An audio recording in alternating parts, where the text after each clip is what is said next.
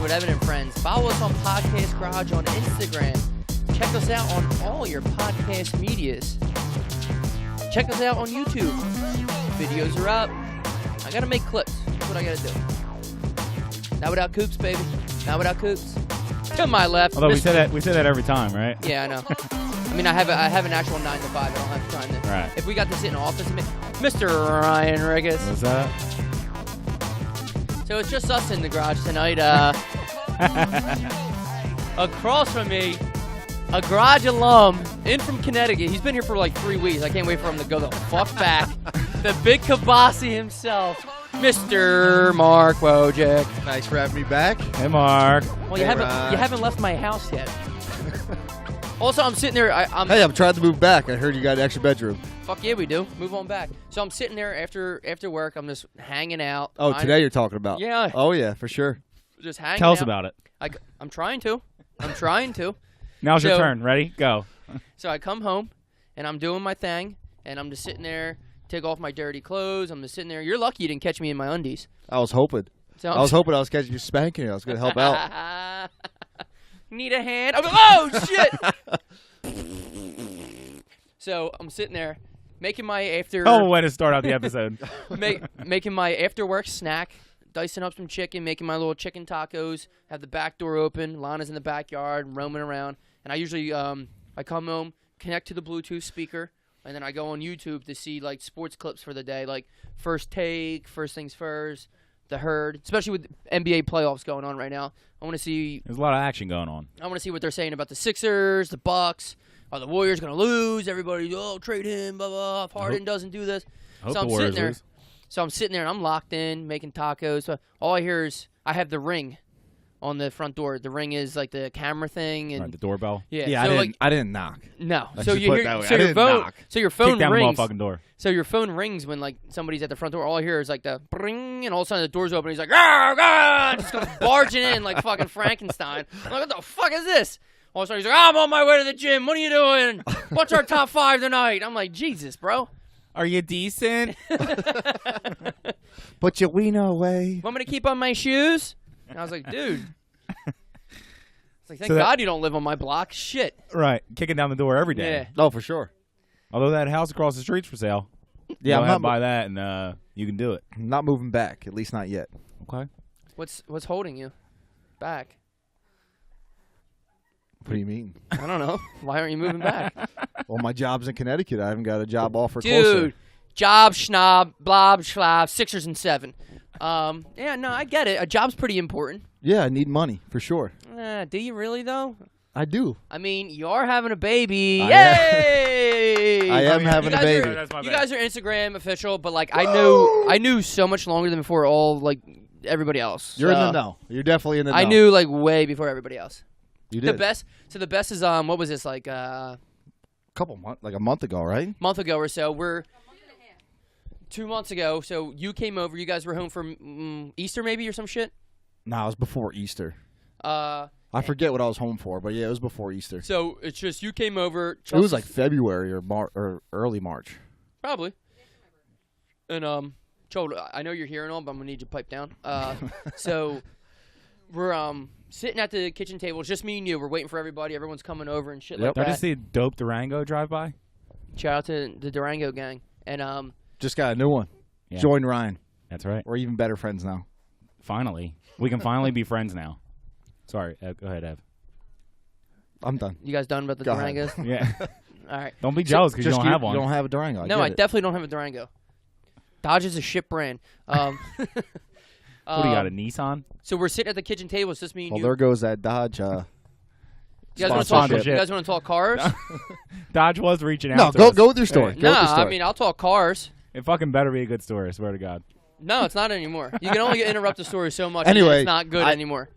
I told Ev, I was like, yo, got a kid on the way.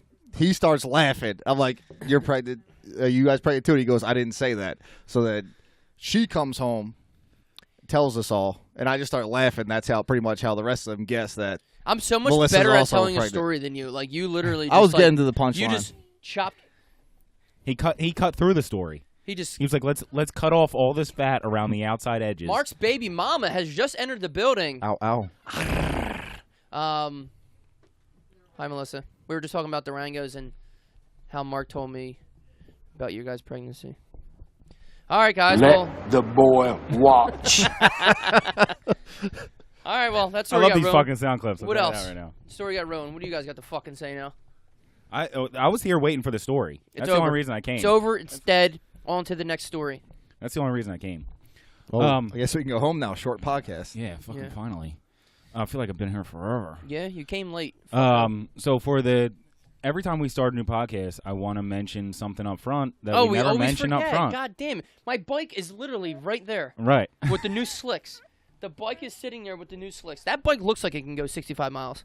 It looks like it goes 65 miles an hour. I was going 65 miles an hour. At least. Downhill, I'm not going to lie, but... And there was a strong wind gust behind me, but no big deal. I actually clocked him with the radar gun. I was standing outside before you got here. Point it straight arm. Yeah. Love it. Go ahead, Rye. We are doing the Bend of the Shore, in case you guys didn't know already. It is the bike race from the Ben Franklin Bridge. Everybody in this garage right now has donated. Thank you very much. It is so fun. Oh, well, you better donate. I'm strong-arming you right now. Everybody that matters has donated. Yeah, fucking so make yourself matter by donating. It is the bike race from the Ben Franklin Bridge to Atlantic City, 65 miles. And we need to raise $200 apiece. And all of the money goes to families behind the badge. Yes. We're like $20 away from our hit, and then everything after that is just keep adding on. Right. We're still going to mention it. We still want you guys to donate because it goes to a good cause regardless. Keep adding on. Absolutely. If we could raise fucking more, fuck yeah. Right, because it's not till July, so you're going to hear a lot about it if you haven't heard a lot about it already. For sure. We're going to keep mentioning it. We're going to keep putting stories up. We're going to keep putting posts up. I'm just gonna. You guys should do some sort of live feed as you do it. Oh, for sure. So we can track you guys. We could do like the microphones to like Call of Duty style. Yeah. We don't need to talk. Just like post updates. Oh yeah, while we're riding, I'll be taking pictures. Oh yeah, it's gonna be harder for me because Ryan's gonna be behind me, so I'm gonna have to be like putting it over my shoulder and shit. I'm like, wobbles. He's riding your pegs, right? Yeah, well, if he's on my pegs, we'll it'd be switch a lot on and easier. off. We'll switch on and off. It'll be a lot easier. That's why my sister's putting Soul Active on his ass, right? Yeah, that's absolutely. right. Across the whole ass. Yeah. Because that's the only thing you're gonna be able to see. It's a pretty small Soul Active, that. Watch it. I got a big butt, man. No, his butt's fine. It's just flat. I got big so it's gonna be easy to read. Good old pancake ass over there. That's what happens when you sit at a desk all day. House cat. All right, fair enough. We still have tiny legs. Oh! So what I was saying, easy, all right. My fucking there we go. It was 8 minutes late. Sorry about that. Yeah, you suck. Anyway, so I was picking up beer and Twisted Tea before I got here. But of course. And I'm standing in line. I have an 18. Can you hear them in the background 18 pack right of bottles. I don't think so. Okay. They're fine. You guys can talk. It's okay. That's all I hear. So I have an 18 pack of bottles. I'm being rude. Hold on. We can't have a conversation with them off the mic. She told me I'm being rude while we're recording a podcast. I'm holding an 18 pack of bottles in one hand, the tea, and I got a, what are these called? The Pounder? The old tall boys. The tall boy of Arnold Palmer. Pounder's 16 I actually brought, to start off, a tall boy Twisted Tea. Okay. There you go. Yeah. There you go. Yeah. And I almost got us all MD 2020s, but I backed down. I'm not Too expensive? Probably. I didn't look at how much. I was going to say, what's the price used of to be like $1? My ass stinks because I'd be spewing out of it tomorrow morning. I'd be wiping so much my little balloon knot become old leather. I'm sure it's not already. I'm sure it's inflamed already. You fucking took 3 shits since you've been here. Hey, listen, I got half a stomach, all right? What'd you have for? Oh, have you ever told about your stomach issue? Did he say that last podcast? I don't know. I don't think so. I don't remember. But let me hold that thought. Maybe, Put a pin in your let stomach. Let me finish my story first. We're cutting off too many stories. It's a bad look for us. Calmer than you are, bro. So I have the 18-pack of bottles in one hand, the tea and the tall boy in the other hand. Right. And I'm waiting behind. There's a gentleman in line paying. Then there's an old lady, and then there's me. Mm-hmm. So the old lady is, when I walk up, they're playing, I'm good. They're playing some Casey and the Sunshine Band song. I forget which one it was. But I hear her say to the cashier, well, only if you can tell me who sings this song. And right away I'm like, oh, here we fucking go. Here we fucking go. She's like, the cashier was like, I Were you don't at the know. store? I'm not really Up good the corner? No, I was at the wine cellar. Oh, okay. She was like, I don't know. I'm not really good at that kind of stuff. And she was like, it's Casey and the Sunshine Band. And I was Free like, okay, beers for me. You're cool. like, nah, that's not how it works, lady. So then she gets up and she's paying. She's just getting a big bottle of wine. She was at the front of the line for, I don't know, 2 full minutes, which you're thinking 2 minutes isn't a long time. I know exactly what you're thinking. I've been talking for like fucking 20 seconds. Yeah.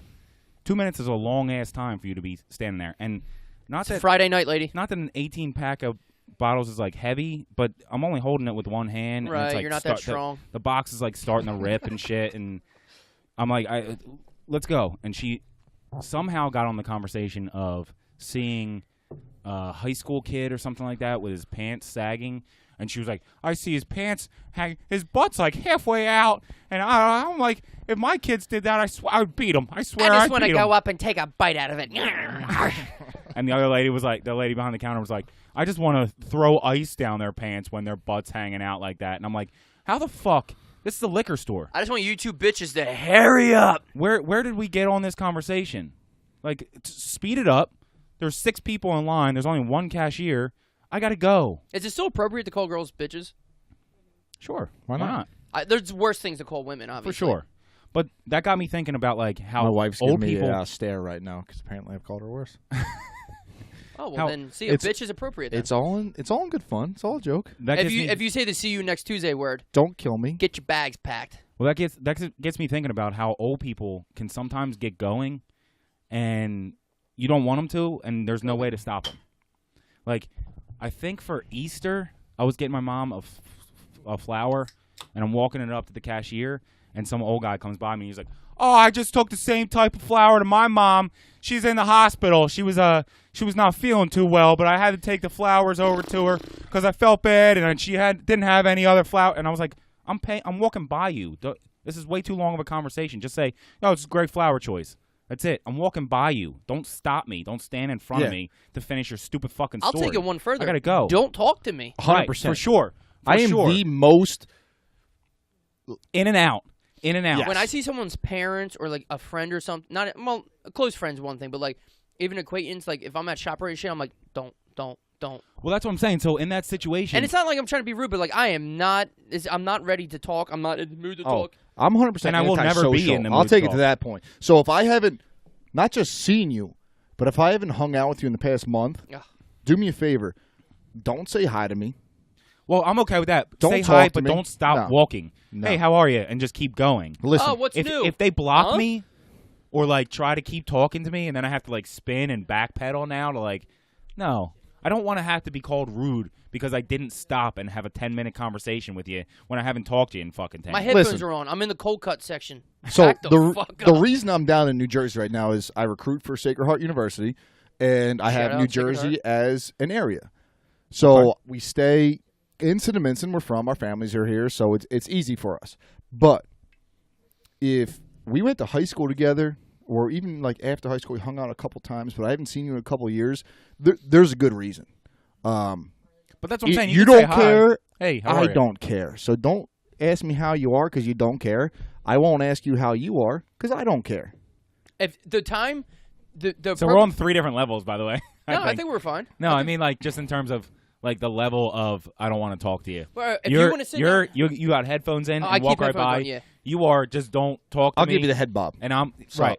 And I'm like, I'll say hi, but I'm not going to stop walking. Oh no, I'll acknowledge you, but I'm not stopping. No. Right. If you want, so don't make it awkward for me. The place and time to talk to me is if we see each other out at the bar and stuff. We're drinking. It's social.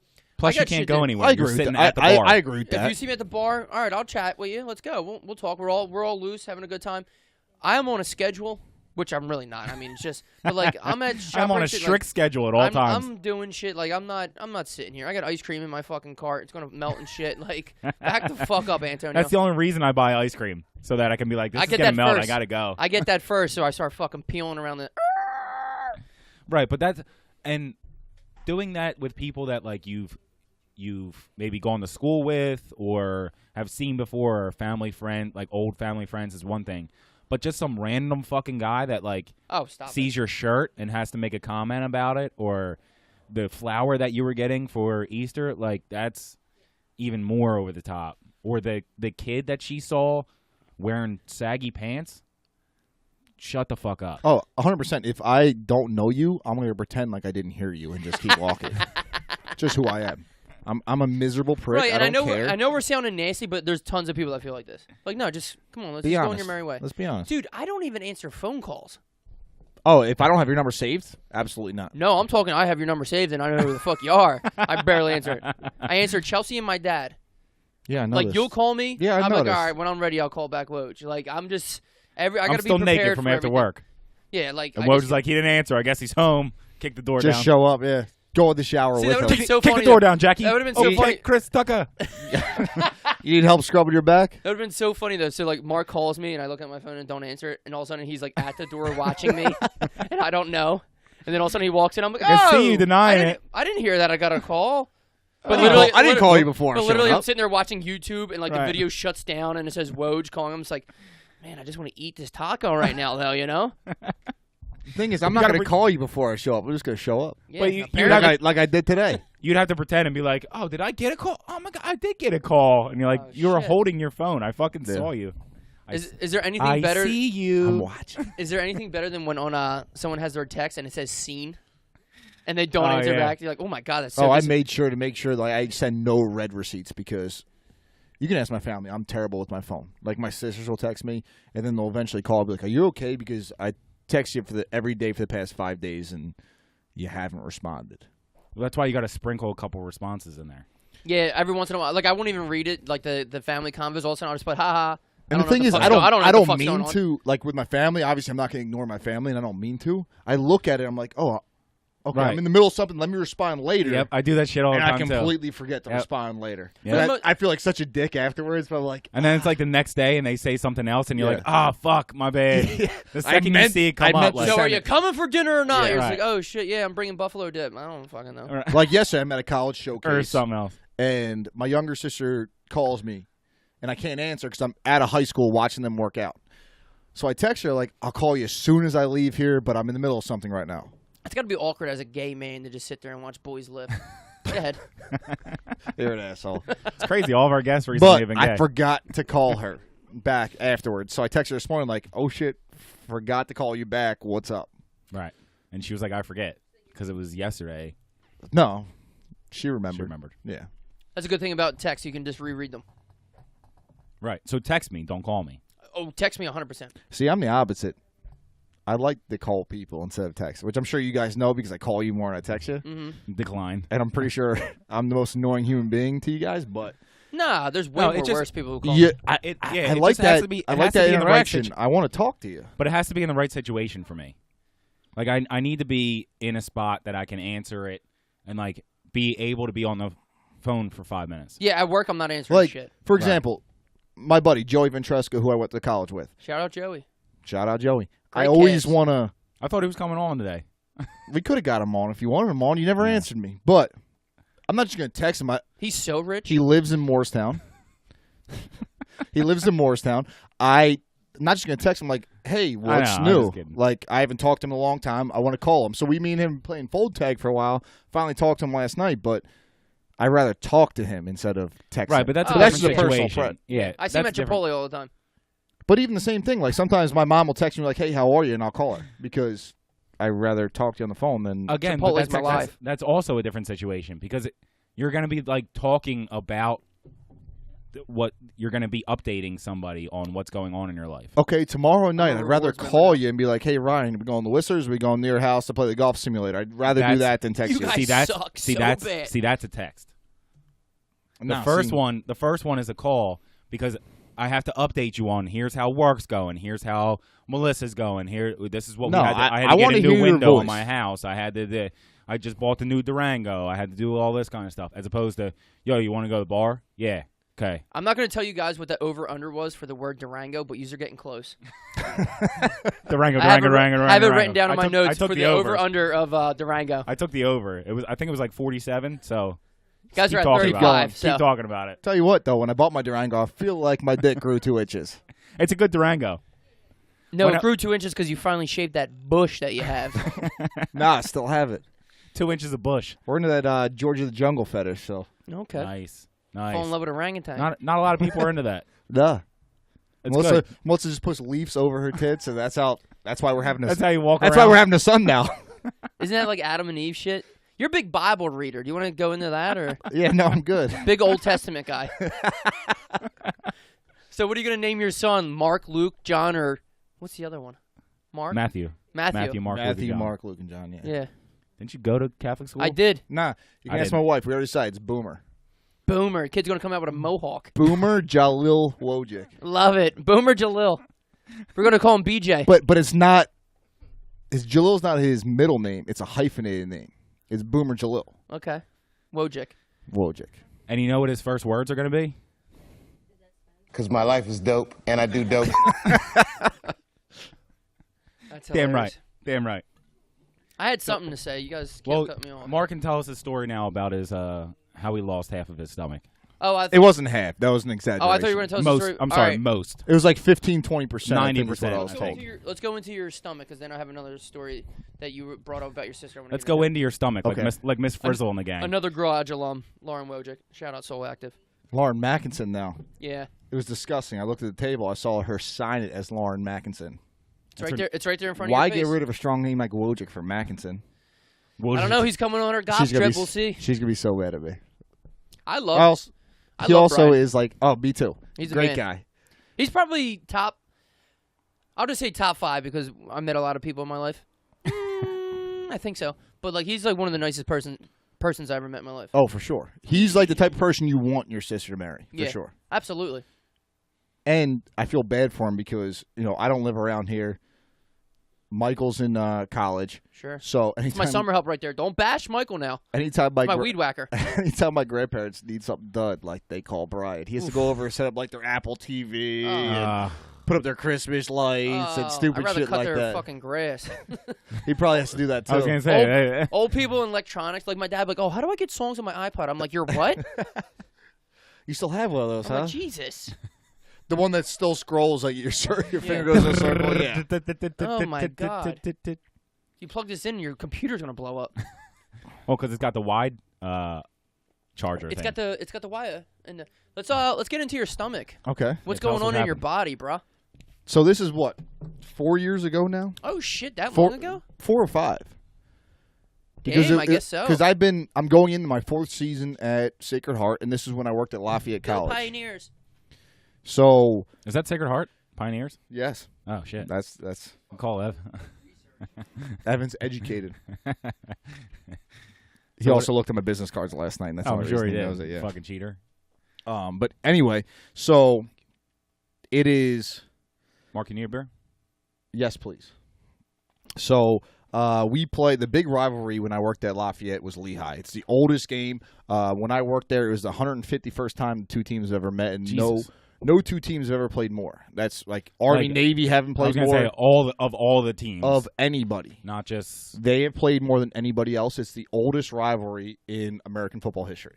That's crazy. So it was kind of pretty cool to football started there, basically. So... Competitive. When you walk into the Lafayette football building, they have these historical plaques almost. And Lafayette College invented the huddle because before you just lined up and played. Right. So they invented the huddle to call plays, and they also invented the helmet. So it was I guess a local saddle maker. Right. And they used to have cauliflower ear like wrestlers. And he didn't want that, so he went down to the saddle maker, this guy who worked with leather, and he had to make him a helmet to cover his ears, and that's how like the leather head helmet started. Oh shit! At Lafayette. History of football here. Yeah, so it was pretty cool to work at a place like that. So we played and them. Tom Brady was the quarterback because he's old as fuck. Yeah, no, he wasn't. But so we play Let's go fuck myself. Lehigh on a Saturday. It's always the last game of the year because it's the big rivalry. It's rivalry weekend. That's the game we went to. No, you guys came to Brown. No, Go ahead. I think it was Colgate, but I can't. No, it was Brown. We didn't play Brown that year, but we'll go with Brown. No, you did. You did because Keep going. You're talking about the game that you and Kev came to. Oh shit! No, I don't know who you played that game. I was talking about when we came to Sacred Heart. See, Oh, I just came from the bathroom. Yeah, and no, I we're still wasn't talking about listening. Lafayette. We haven't got to my stomach yet. Okay. So we play Lehigh on Saturday. I go to do the Eagles game on Sunday, drinking some beers, and then Monday I wake up and I'm going to the bathroom and it's straight black. Which isn't supposed normal. to happen? Yeah, definitely Okay. not normal. Now I know. It's liquid and it's black and it smells horrible. Oh Jesus! It smells like death. So I'm talking to a guy I coach with, and I'm like, dude, this isn't right. And he goes, nah, you just got a little bit of mud butt. It happens to me after drinking all the time. I'm like, this has never happened to me. This but is I'm my gonna- first time drinking. Yeah, I'm going to take your word for it. So it's right before Thanksgiving. It's the Monday right before Thanksgiving. Which is So our I'm favorite like, time of the year. yeah. So I'm like, I'm going to go home and I'm going to just get some Mommy's gonna rest. take care of me. No, my home in Easton, Oh, Pennsylvania. okay. So I'm just going to rest up. Remember when you used to have diarrhea and you'd be like, "Mom, what the fuck you want me to do?" I was going to leave on Monday night to come back to Cinnamon, but wasn't feeling great. So I stayed. Tuesday I wake up and I'm just lightheaded like a motherfucker. And then I go to take a shower and I just completely pass out in the shower. I wake up, I'm in the bottom of the shower. Oh shit! Your body's not used to water. You're dirty fuck. This is So- the first shower of the month. So it's Tuesday night. The So I call my mom. I'm like, hey, Mom, like, listen, I really don't feel good. I'm not going to come home. I'll probably be on Wednesday either. I'll probably just be home Thanksgiving morning. So then Wednesday rolls around, and I just call. I'm like, I feel terrible. I don't know if I'm going to come home for Thanksgiving at all. So unbeknownst to me, my dad worked 20 minutes away from Easton. She told my dad to kind of stop at my apartment. Hey, just make sure he's all right. Just for a little background, like yeah. Easton's not far. Easton's an hour maybe. Yeah, It wasn't that far. It's about from an her, so hour that's- and 20 minutes from here, that's and my nice. dad works in Doylestown, so Yeah. it was close. So Easton's a nice place. I really like Easton. yeah, so did I when I lived there. Awesome. It's perfect So for my mom was like, "Hey, just stop by, make sure he's okay because he doesn't sound all right on the phone." So my dad shows up and I guess looks at me and goes, "Hey, get in the car." I'm like, "What do you mean?" He goes, "You're gone. I'm gonna take you to the hospital because you don't look right." Because he said I was like ghostly white. So he drives me to. My mom works at a hospital. She works at Virtua here in New Jersey. So my dad drives me all the way here. It's about shit. an hour and 15 minutes to get there. We walk He did it in 31. Melissa and my mom meet me there. And as soon as I get brought back, I'm standing up. The lady thinks I'm either on drugs or drunk. She's like, "What did you take?" And I just like black out. Next thing I know, this is the first time I vomited. I vomited just straight red blood everywhere. So then they put me on a crash cart. They put me in the ICU. They said it was something called a Mallory-Weiss tear, which is just a tear of your stomach that was causing all the bleeding. So then they would cauterize it, and it kept happening. But they said they fixed it. And I'm about to go home, but they just need to get my blood levels up or hemoglobin levels up, whatever it is. And then everyone goes home because they say I'm going to be released the next day. And that's when I crash again. So I guess I started bleeding everywhere. They transferred me to Jefferson Hospital in Philadelphia. And I guess things got pretty bad. I don't remember so I blacked out in Virtua. And I didn't wake up at least a week later after my surgery. At least I don't have no recollection of waking up. Apparently, I kept ripping out my ventilator like they had machines breathing for me. They ran out of my blood type at one point, and I know when Melissa tells it, she doesn't like telling this story because it gets pretty bad. But I have no recollection. I just woke up angry one morning, and Right. I was already fixed, but I guess it was pretty bad at one point. But I guess I had my stomach artery grew into my spleen artery, which doesn't happen. They had to inject me with dye to find out what it was. They were talking about airlifting me to either Northwestern or Stanford because they couldn't figure it out in Jefferson. Stanford. That's in Cali. Yeah. So I guess they eventually figured it out, though. And That would have been expensive. They told my family, It would have though. been $1 million to get you to California. So going into it, I guess going into my surgery, they told my family that, hey, we're going to take out his spleen, and then we're going to take out his entire stomach, and then we'll eventually, I guess, cut a piece of his intestine to be his new stomach.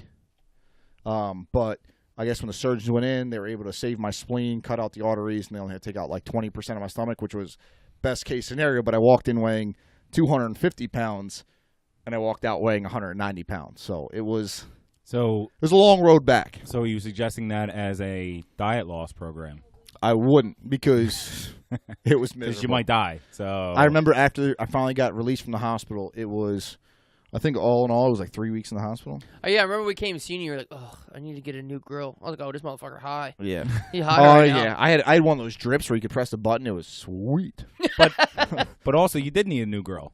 So I did. Just got the had Blue Rhino griddle. You had a shitty grill, so you need another one. Yeah. The right shit was on the front of your mind. That's But crazy. like, Mark, you almost died, and you were like, I need a new grill. Okay. All right. Cool. Damn. No, we'll get you a new What grill. an We'll see what we can do. The only time I ever got rushed to the hospital is because, like they say, like if you have a boner lasting longer than 4 hours, call your doctors. They're like, oh, well, when did you take the pill? I was like, well, that's the thing, I didn't. Tuesday, I did. So, what was that from? That's from a movie, isn't it? I don't know. Probably. It's from 40-Year-Old Virgin. If it is, it it would be 40-Year-Old Virgin. I can feel it down in my plums.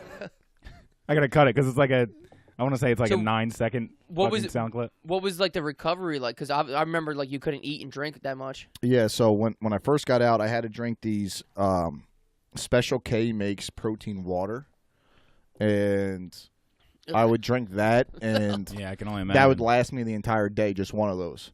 I remember the first time I was cleared to eat, we were at your parents' house watching a fight, and I had a quarter of a 6-inch cheesesteak. And next thing you know, I feel like I'm going to, like, vomit. I remember that. Uncomfortably Is that full. Rousey and Holly Holm? Yeah, I had to have Melissa come pick me up, take me home. Like, it was bad. So, it took a long time to get back to where I was, but I'm fat now, so we're all good. So we're back. He's fixed. We're going to do it all over again. Lose that weight. Did they say how you got that next medical thing, I'm just kicking the bucket. I'm done with this shit. Did they say how you got that tear? The tear wasn't the problem. The artery was causing the tear. So you were born like that? Yeah, they said it was just something that a malformation that I was born with. And they were surprised that I was able to like that it because I wrestled, I played football all growing up, and they were like it was surprised that it took. I think I was 25 when it happened. 25 years. Right, for it you to broke happen. your back and. Yeah, I'm fucked up. I get it. Crashed Ryan. a You don't need moped? to keep talking about it. No, but what I'm saying is, like, you would think if like you just naturally living didn't cause it, then one of the other problems that you had would one of the surgeries, something. Yeah. God, the Creator, really fucking did something with you. Yeah, He it's made all you right. abnormally strong. I have a 9-inch tongue and breathe through my ears, so it all evens out. He made in you the end. abnormally strong. He forgot to build your legs, so he just hurry up and stuck something into your hips. Lieutenant Dan, you ain't got no legs. He fucked up your wiring. Fuck you, Whatever. Ev. He did what he had to do to get you here. I swear to God, with these us. kids say one thing walking by, I'm going to throw a can at them. They already did. So, no big deal. But you're good now. I'm good now. That's all that matters. Just got some heartburn, but other than that, I'm good. Me too. Who doesn't? But Who doesn't I mean, what? I take actually like never get horse-sized pills to get rid of my heartburn. Ugh, I don't do that. I just That suck, and like just I have suck to it up. choose between eating or like drinking beer. Like if I drink beer, that's like a meal for me. I was gonna say, do you still get bloated? Like, Oh, 100%. like more bloated than normal people get when they than you did prior to this whole situation. 100%. You were telling a funny story. So, episode, 42 or 43 your sister was on? Hard transition right there, but yes. Well, yeah, let's lighten up the mood. We So love we were Lauren. talking about She was- dogs before the podcast. She was with us. It was funny. I wish you would have told me this story before Sunday because she was after the Broad Street Run. We met her at Whistler. She ran the Broad Street Run too and all that. And seeing her at Whistler's, I wish I would have knew this story before. So how's this story go? Well, first off, this is with his sister. Yeah, Lauren? I have nothing to Lauren? do with this story. We were just Okay. talking about dogs before and my sister's dog, and it just kind of came out, and he wanted to bring it up. So Yeah, it's funny. um, If she doesn't like it, then that should be all right. she'll be all right. So- She's not here to refute My it either. sister has a dog named Roxy. Shout out to Roxy. This is a good one. One of Roxy's habits is eating. The dog's got a fetish. It likes to eat underwear. Ooh, whose underwear? My sister. Well, There you Brian's go. definitely still wears boxers. The fucking weirdo. Nah, he's probably a tidy whitey guy. Poop stains. This underwear got dick holes. I don't want that. Wears underwear with dick holes in them. So I guess after Roxy ate a pair of underwear, she was out in the backyard trying to go to the bathroom and couldn't, and crying nonstop. Oof, I've been there. And it was she didn't digest like the lace or whatever the underwear Ooh, it was made lace? of. I don't know. I guess that's what underwear is made of, right? All underwear. Yep. Some. It must have been red panty night. So either way, It's either lace or silk, I think, all of them. it didn't. The dog Black silk didn't. underwear. She didn't digest whatever the material the underwear was. So Brian had to go out there with tongs. I don't know if it was his grill tongs or whatever, and pull it out of Roxy's ass. Oh! yeah. I wish someone had a I video. remember hearing that story, and I'm pretty sure I pissed myself. I would love to see Roxy's face while it was getting pulled out. She was probably just like,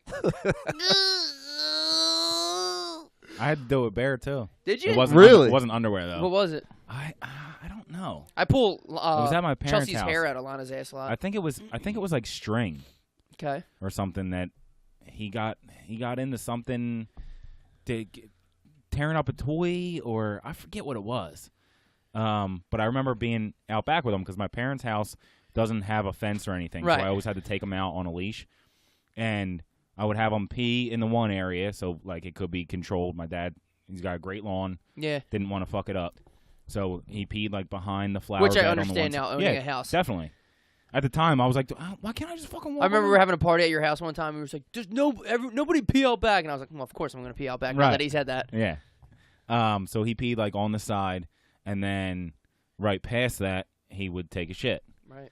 So he has his whole routine. He pees in the morning and the afternoon, and he shits in the afternoon as well. Clockwork. He's got the shit down. Literally. Yeah, exactly. So it's the afternoon or sometime at night, and I have him out, and he's trying to shit, and he's just walking around in circles, like bent down, like a dog bends down, like he's About the and he's- poo-poo. Did and he's he's- almost hit? and he's slowly walking forward with it. You know what I mean? Like Ooh. you've seen dogs do that. Oh, for sure. And I'm not really paying attention because I don't want to watch my dog take a shit. I love it. I send videos to Chelsea when Lana poos. We lock eyes. So fun. Well, they need your protection. They're Yeah, like, I I'm got- vulnerable yeah, right now. You I get got me. you. You watch me. I'll watch you. I'll meet you in the bathroom later. Yeah. But for right now, you got to get me. Oh, I'll take a shit, and Lana will just like put her. She'll crawl right between, like put her legs up. I'm like, She's all like, right. I got you. If you need anything, I got Yeah, it. you need your nails cut where you do. You're about to fucking scratch my dick off. But he's like trying to walk as he's trying to shit, and Mark just got back I from the bathroom. He's eternally- talking about when he got anal beads stuck in. Here's the thing, Bear's though. ass. I turn So to you look were- at Bear. I turn to look at Bear, and he looks at me like, "Do something." And I was like, "Oh Quick, shit!" do something with it. And then he starts crying in the same way, and I look at his ass, and there's like I said, there's like string or some shit falling out. And Kate was inside, and I called her, and I was like, "You got to bring me something that I can get this out of." And Bear's Kate's a ass." psychopath. She came out with fork. She came out Something with bare else! hands. She was like, "I got it. Don't worry about it. Hold his tail." Shout out to Kate. What were But you you, gonna say? you were just talking about how my sister's dog Roxy had a fetish. Your dog's a little perverted there too. You're So fucking right, she is. She takes it after her papa. your bathroom don't exactly shut easily. Right. Every time I take a pee, I have she a just, booby trap like that. she just knows her way in, just Yeah. sits there and watches me And pee. she waits for the sound of the pee hitting the Yeah. water. Well, I and had then to she turn kicks the- the door Oh, down. for sure. I had to She's turn. I mean, Can't she has do to anything. squint to see what I got going on there, but I had to turn the chime off the alarm because like Chelsea would just get so pissed at me because how many pisses did we take during the podcast and every time garage door ding, garage door ding. Chelsea's like, I'm trying to fucking sleep. But Lana just waits for it. I was like, She's oh my wait, god, I Oh, should yeah. turn this off so she doesn't get mad at me. kick the door down. She knows you're vulnerable. It did take 30 episodes. You only have to yell at me once and then I'm good. But once 30 episodes in, so 30 times that one time, and then it's good, and then we'll figure it out. My dog's a pervert. Dogs are perverts. You know what's weird about dogs? I was thinking this the other day. Yeah, there's when a lot weird. They when lick their assholes, then they kiss you, they want to snuggle my up. dog do that drinks shit on this purpose. pee. My dog drinks this pee. Yeah, my dog will sniff it. I drank my and piss then, on like, this episode or this. and then like podcast. lightly lick it, like. And I'm like, stop! What are you doing? Stop it! No, my dog will full out drink and be like, yeah, my dog don't do that. That's Austin, weird. listen, we have watered out for you. We've had this talk, Austin. What's going on? But here's the thing: it's not like we're making him thirsty. Like we're not giving him water. Like his water bowl's always full. Right. Melissa works from home. There's never not water in his bowl. Right. He's just a freak. But speaking of along those lines, feeding your dog. Feeding. Nice. I don't know why I said it like that. Thank God you broke it down. Yeah. You know that word? You ever Yeah. know that word? Can I get the word of origin, please? No, but you give your dog the same food every day, and they're still just as excited for that food. My dog scarfs it down like as fast as possible. He's so excited. Thank God that you fed me because I'm starving, and this is the best fucking food I've ever had in my life. Yeah, every time I go to Chipotle. Is that is that not weird that they have the same thing morning, noon, and night, and they love it? So they do you not scarf it the switch fuck it up down? at all between dry food, wet food? With Nope. him? No, I never do wet food. Nope. I don't. I can't even switch. So Austin has food allergies, will vomit all the time. We have to get Blue Buffalo, which is the most expensive brand. Got Like him. fucking $60 a bag. Got him. It's the size That's of the a only 30 thing. pack That's of the only beer. thing he Right. can eat. Of course. And of then- course, right? So we'll come home and every once in a while, my dad will watch our dog and we'll. Oh boy. It's a lot of action going on over here. Um, All right, so what were we saying? Anyway, my dad will watch our dog and he'll give him wet food or something different than he's used to. And then Why we do have you to have wet food? Oh, you because you take them to your parents. Yes. Oh, okay, sorry. We have to deal with the aftermath. He has the nastiest farts afterwards. He'll just diarrhea all over the place. Like, And they don't care. They don't even move. Like they'll be laying down. They're like, is there anything better and, like than they don't even move. But then when you They're fart, all like, of a sudden the dog's like, starts barking. You're like, yeah, I got him. that's a little payback for you. Yeah, I got you, dog. my favorite story of all time, though, Go ahead. is I think it was on the podcast where I heard it, where you farted and it triggered Chelsea's. Oh, when she morning started throwing sickness. up? Yeah, that's for sure. That was the I was listening to the episode in my car, Uh-huh. and I had to pull over because I was laughing so hard I was afraid of crashing. Oh, yeah. Scratch her being pregnant. I've done that a couple times. That's for sure. I've made myself gag a couple times. You got that rancid me? ass, Hey, huh? what do you want me to do? Is that me? Hey, I eat clean, bro. So was that good or bad then? I guess Hey, it's bad. mean, I don't know. Chicken and broccoli. Like how you, well, that's what you were just saying about your dog. They eat the same thing every day. I eat a lot of the same shit. I don't get sick of it. Right, but do you not do like something else? You put different I know, spices I mean, I on. can't. It's not comparable to a dog that actually eats exactly the same thing every day. Right, Actually, Lana eats whatever I drop on the floor because I'm lazy to pick it up. right, but that's It's a beautiful thing about having a dog. Yeah, she eats Skittles and shit. she loves them. Tortilla chips. But is that not weird that See, my dog won't, They though. If love I the drop same a thing? chip, he'll go over, sniff it, lick it, leave it because You don't he's like not chips? used to it. Yeah. Oh. see the only stuff my dog leaves are like vegetables. Yeah, nobody He's like, likes I don't want that vegetables. shit. That shit's gross, yo. Like, no, he won't eat anything. Like, so milk bones. Oh, Lana eats the shit out of them. When we first got Austin, we bought a box of milk bones. Right, because you think it's a staple for a dog. Motherfucker won't touch it. There you go. The only two things he eats Is bison? is the Blue Buffalo and the pepperonis. He's obsessed. There's All only, the pepperonis. we were trying different like snacks for You him. said that the way like my grandma or mom would say, oh, and the pepperonis. No, like the No, pepperonis.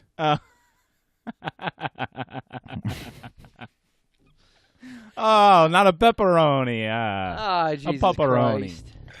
Christ.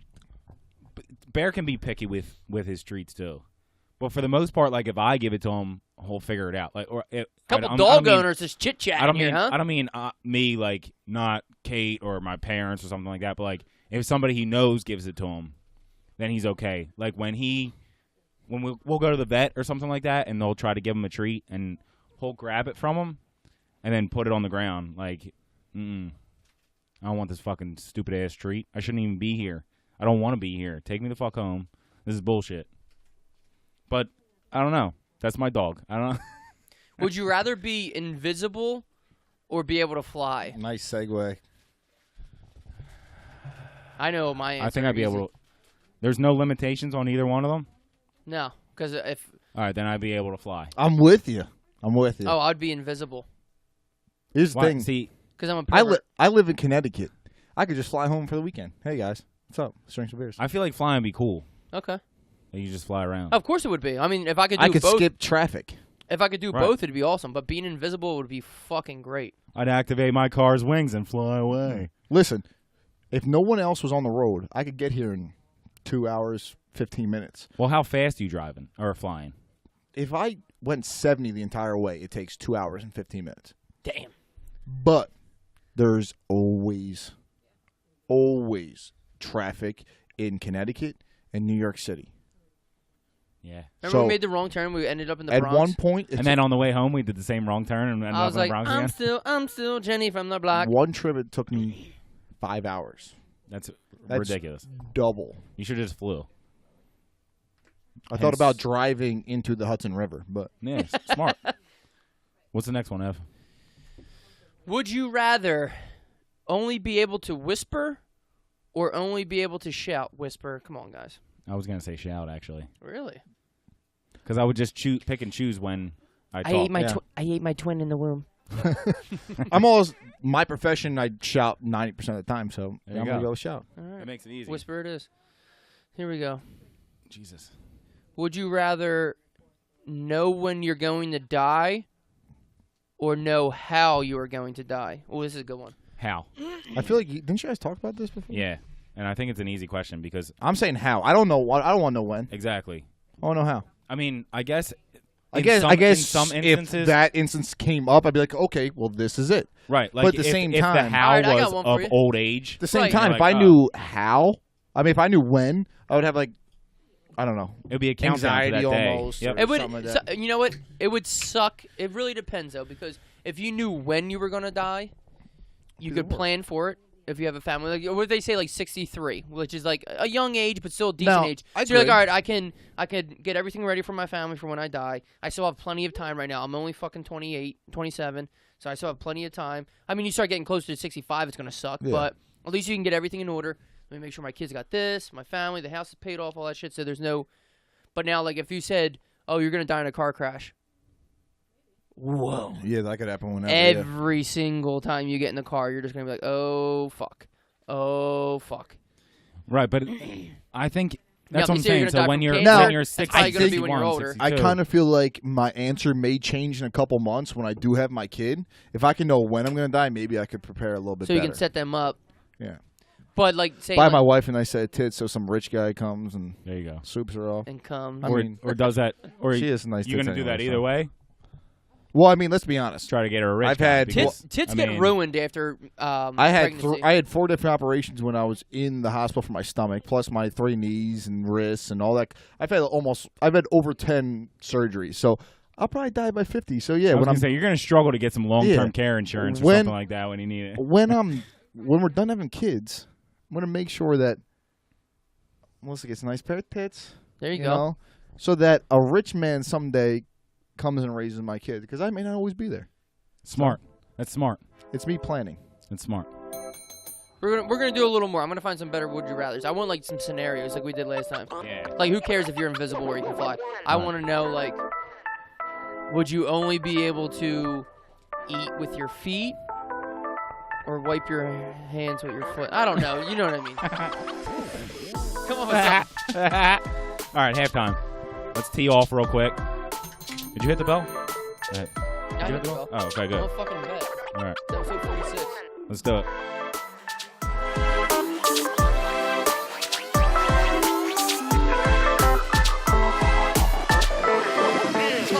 Let's go.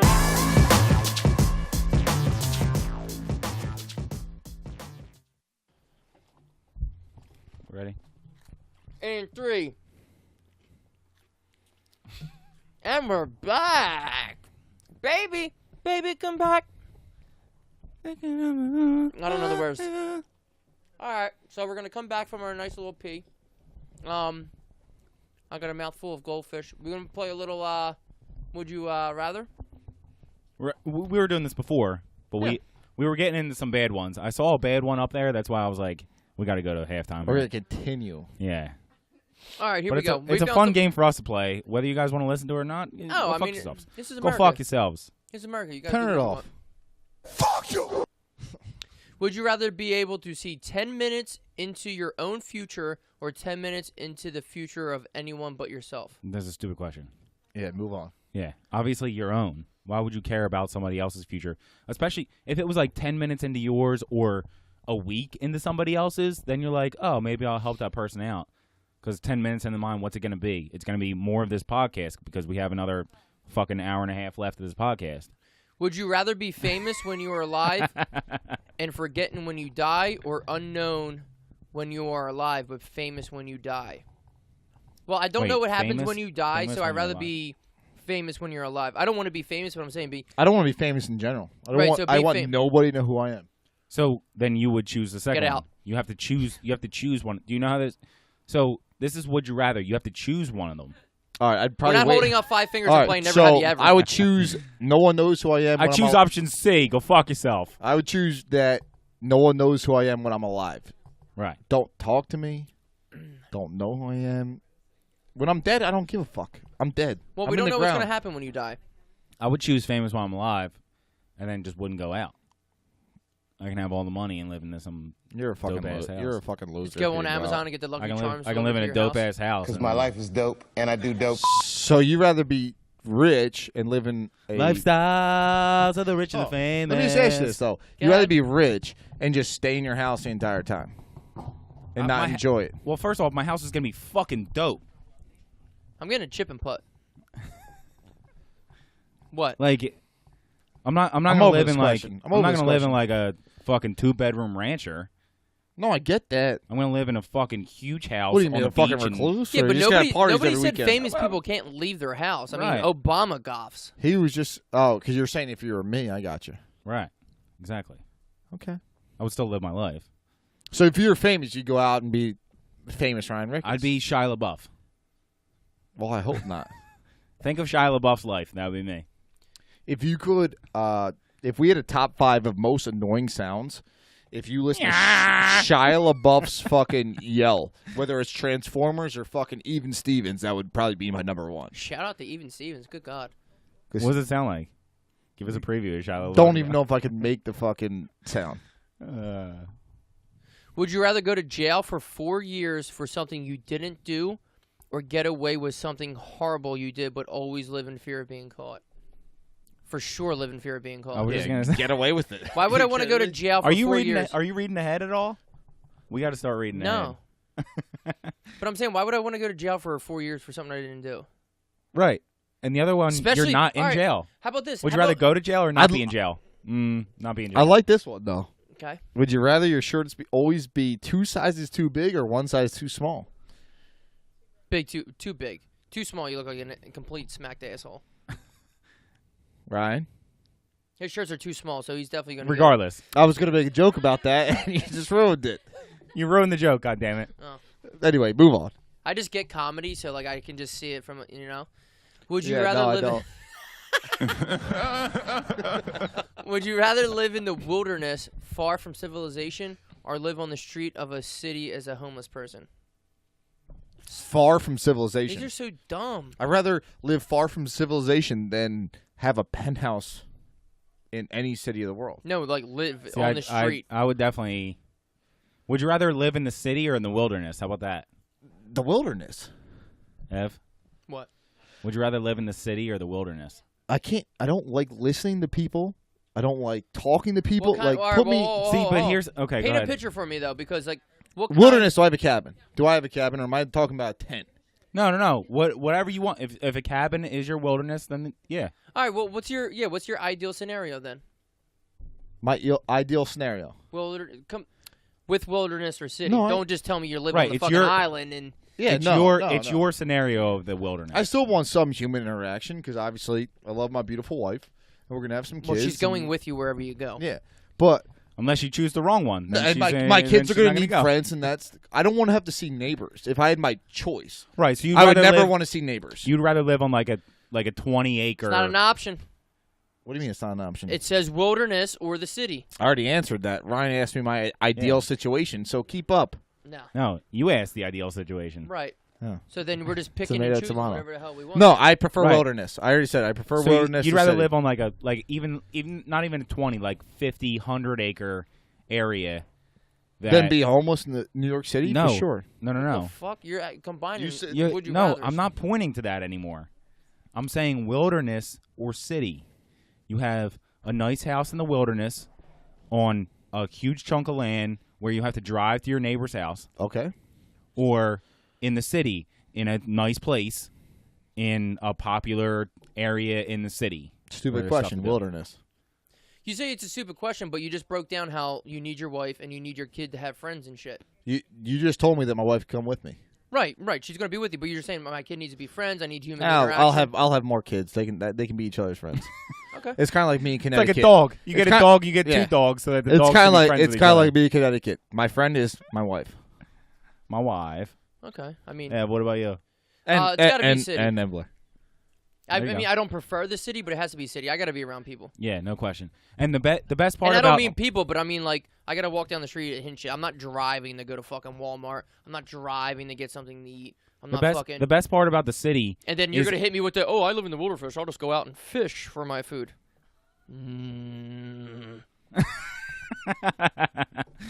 But the best part of the city is there's so many people there that they don't give a fuck about you. So you walk down the street past hundreds of people and no one says a word because they're walking past hundreds of people too. So it's like I still don't have that human live in the interaction city now unless I without want to being in have the the city. human interaction. Ryan, I said what I said. I don't want to hear the noise. Do me I a favor, prefer take it wilderness. back and change it. You're a big You're stars gonna be guy. like secret window. You're gonna write books and just like fucking hallucinate. You're a big stars guy, aren't you? You like looking up at the stars, not the station. Let's get a You trampoline. like looking at the stars, don't you? Let's get a trampoline and just bounce. Melissa, can we go home now? Did you say can we or can you? Are you kicking her out? We. I thought you said you. Yeah, I need a driver. Would you rather Do it, have an Twisted easy Teas. job working for someone else or work for yourself, but it'd be incredibly hard? I don't know. It depends. That's a tough question. It depends actually. what you're doing, though. Yeah. That's actually a tough question. But like, what's incredibly All right. hard? So what if you're doing the same thing? What do you mean? How about that? If you're doing the same thing, I want to work for myself. No. You're doing the same work. It's just one like for example, let's take landscaping. Right. Okay. You can either work for a company Mm-hmm. and do a couple lawns a day, and you're fine. You don't have to rush to the next lawn. You don't have to work past dark. You don't have to get up at 5 a.m. to get everything set up and go get gas and all that kind of stuff. Right. Everything's already set up. You're doing your own thing. You're chilling. Is money the same though? That's the biggest question. Money's the same. Money's the same. Oh, if money's the same, you're taking the easy. Yeah. Or you can work for yourself. You don't have to answer to a boss. You If get it's your own easy, shit your done. boss isn't giving you shit. No, the job's easy, but the boss can still give you shit. It's catch-22. You know what I mean? Either you lose, you lose, said T.I. Your own boss, but at the same time, like if I can make the same money and still have more time to spend with my family, like I don't know. It's hard. That's hard. Yeah, they need to explain that a little bit more because it's just kind of. Well, take your sister. She was doing the same type of stuff, right? Not exactly. No, and then but she started her own store. The same She area. went from like designing the sales, but yeah. Right, the same area. Because obviously if you have your own store, you're doing a lot more. Yeah. But she went from a job. And you're talking about, you have to be talking about when it first started. Because now that, she has it, she's up and running and she has employees now. So now she can take some time off. But when she first started, I know she grinded really hard. Right. She's worked very hard. And she still is working very I was hard. going to say, you better going. believe she's still working hard. I mean, the last time we talked to her, she was like every weekend in the summertime, she has a pop-up somewhere, whether it's down the shore or here, where she's selling things, and she's always at her pop-ups. That's the difference between somebody that works for her, where she says, "Hey, you have to go to Wildwood to do this pop-up," and they're like, "Okay." But here's where's the stuff that I got to put in my car and take down. Yeah. Whereas she has to find the pop-up, organize it, get the, I don't know if there's permits or whatever, like set up all that kind of stuff, and then you got to do the relations. no one else, no one else can get down there, so I have to go now, and now I have to cancel this stuff, and I have to find somebody because I was going to work. So sick, somebody, I'm on the hook. right? So I was going to be working because I was going to send somebody else. Now I have to go myself, so I need to make sure somebody's working, and I need to set everything up down there, and then I need to get it all in my car. We need to get down there the night before because you know what I mean. Like it's And on top of that, so let's say you're an employee and the company goes under, I'm gonna go find another job. If you're the owner, the company goes under, you're bankrupt. Right. Which is tough. Right. Not the worst thing in the world, though, apparently. Yeah, but at the same time, though, so let's say if it's a successful business, if you're talking about this, you could set, like, if I just worked for a landscaping company, right? I'm going to be working till I'm 70 years old in order to retire, right? Because there's not going to be a pension, or you're going to have to save money. But if I'm working, if I own a landscaping company and it's successful, I could sell it off, and now I have a retirement. Right, if it's successful. But it's successful because you worked your fucking ass off. Yeah, but you're not going to be successful at anything unless you work your ass off. Yeah, right. Which I think I'd rather. I think I'd rather own it so that I could build it up, be successful. I'd put the work in, and be able to retire. You know, you want to be able to enjoy the end part of life. I guess you will. And not only that, that's always been my goal. There's something to the idea. The back nine for sure. There's something to the idea of if I work harder, I'll make more money. And we talked about this before. Like I don't work in sales. I make a salary. I make a salary too. It's the worst thing in the world. Well, like I wish it was hourly though, because if I got paid hourly, I'd probably make double what I make now because I work too many fucking hours. And that's what I'm saying. So like I get paid well. I'm happy with what I get paid. But if I go in on a Saturday, if I stay till midnight, if I get there at 4 a.m, guess what I make? The same exact thing that I made.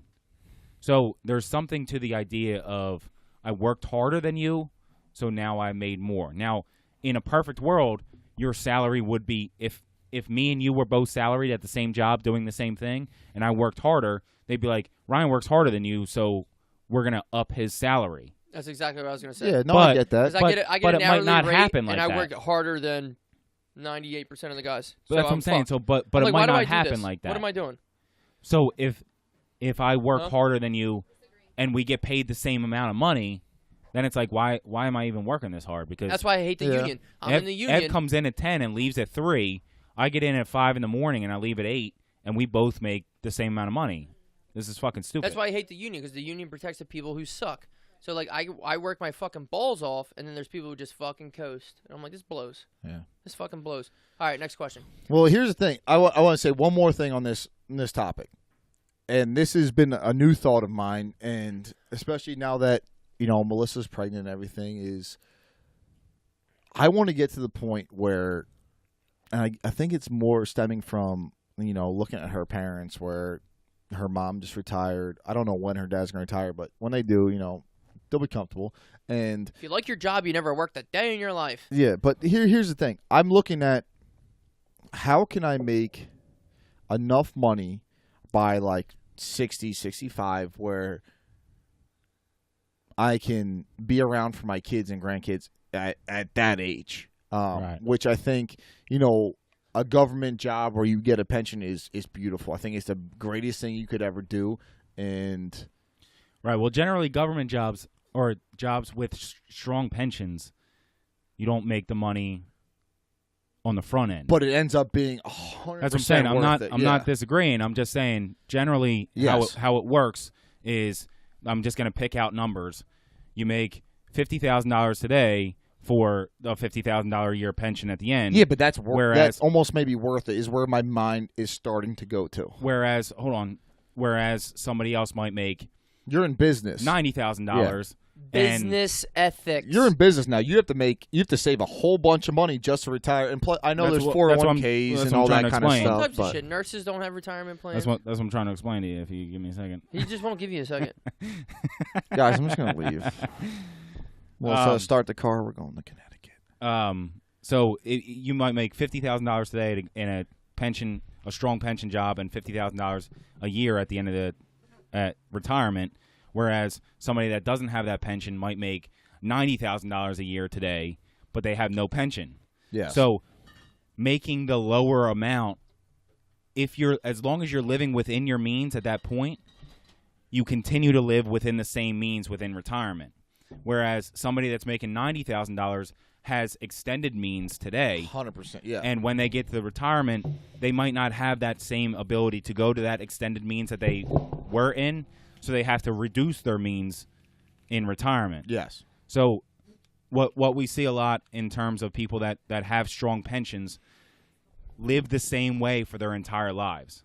Whereas somebody that makes a lot of money up front and doesn't necessarily have that pension, or maybe they weren't saving for retirement in another way, they live strongly through their first 65, 70 years, and then they have to cut things back.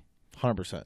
So it's risk reward, and right, then some people say that's the way I want to live. And then maybe you make enough money and you save enough money. If you're in one of these business jobs where you're making $150K, maybe you're putting enough away in your 401K. Maybe you're putting enough away in your savings account where you don't have to worry about it. But not everybody is. Also, some people want to live that way with the extended means while they're young, while their kids are growing up, and then figure when I'm 70.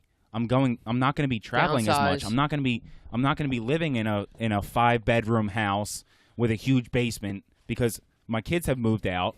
We can downsize there. We're not traveling. We're not going out to dinner all the time. We're not doing all that fun stuff. So we're going to cut it back. Is there anything better than going out to dinner? I love going out to dinner. I'm the opposite.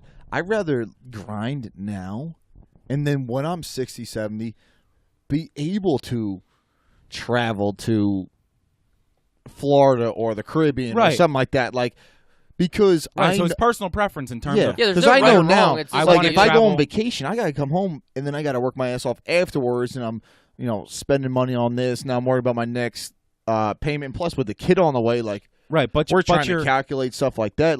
I want to have the money when I'm 65, 70 years old, where it's like, hey, why don't we go to Florida for the weekend? Right, but at this point, you're younger. You can travel. You can go to fucking Texas and then come back and go right back into work.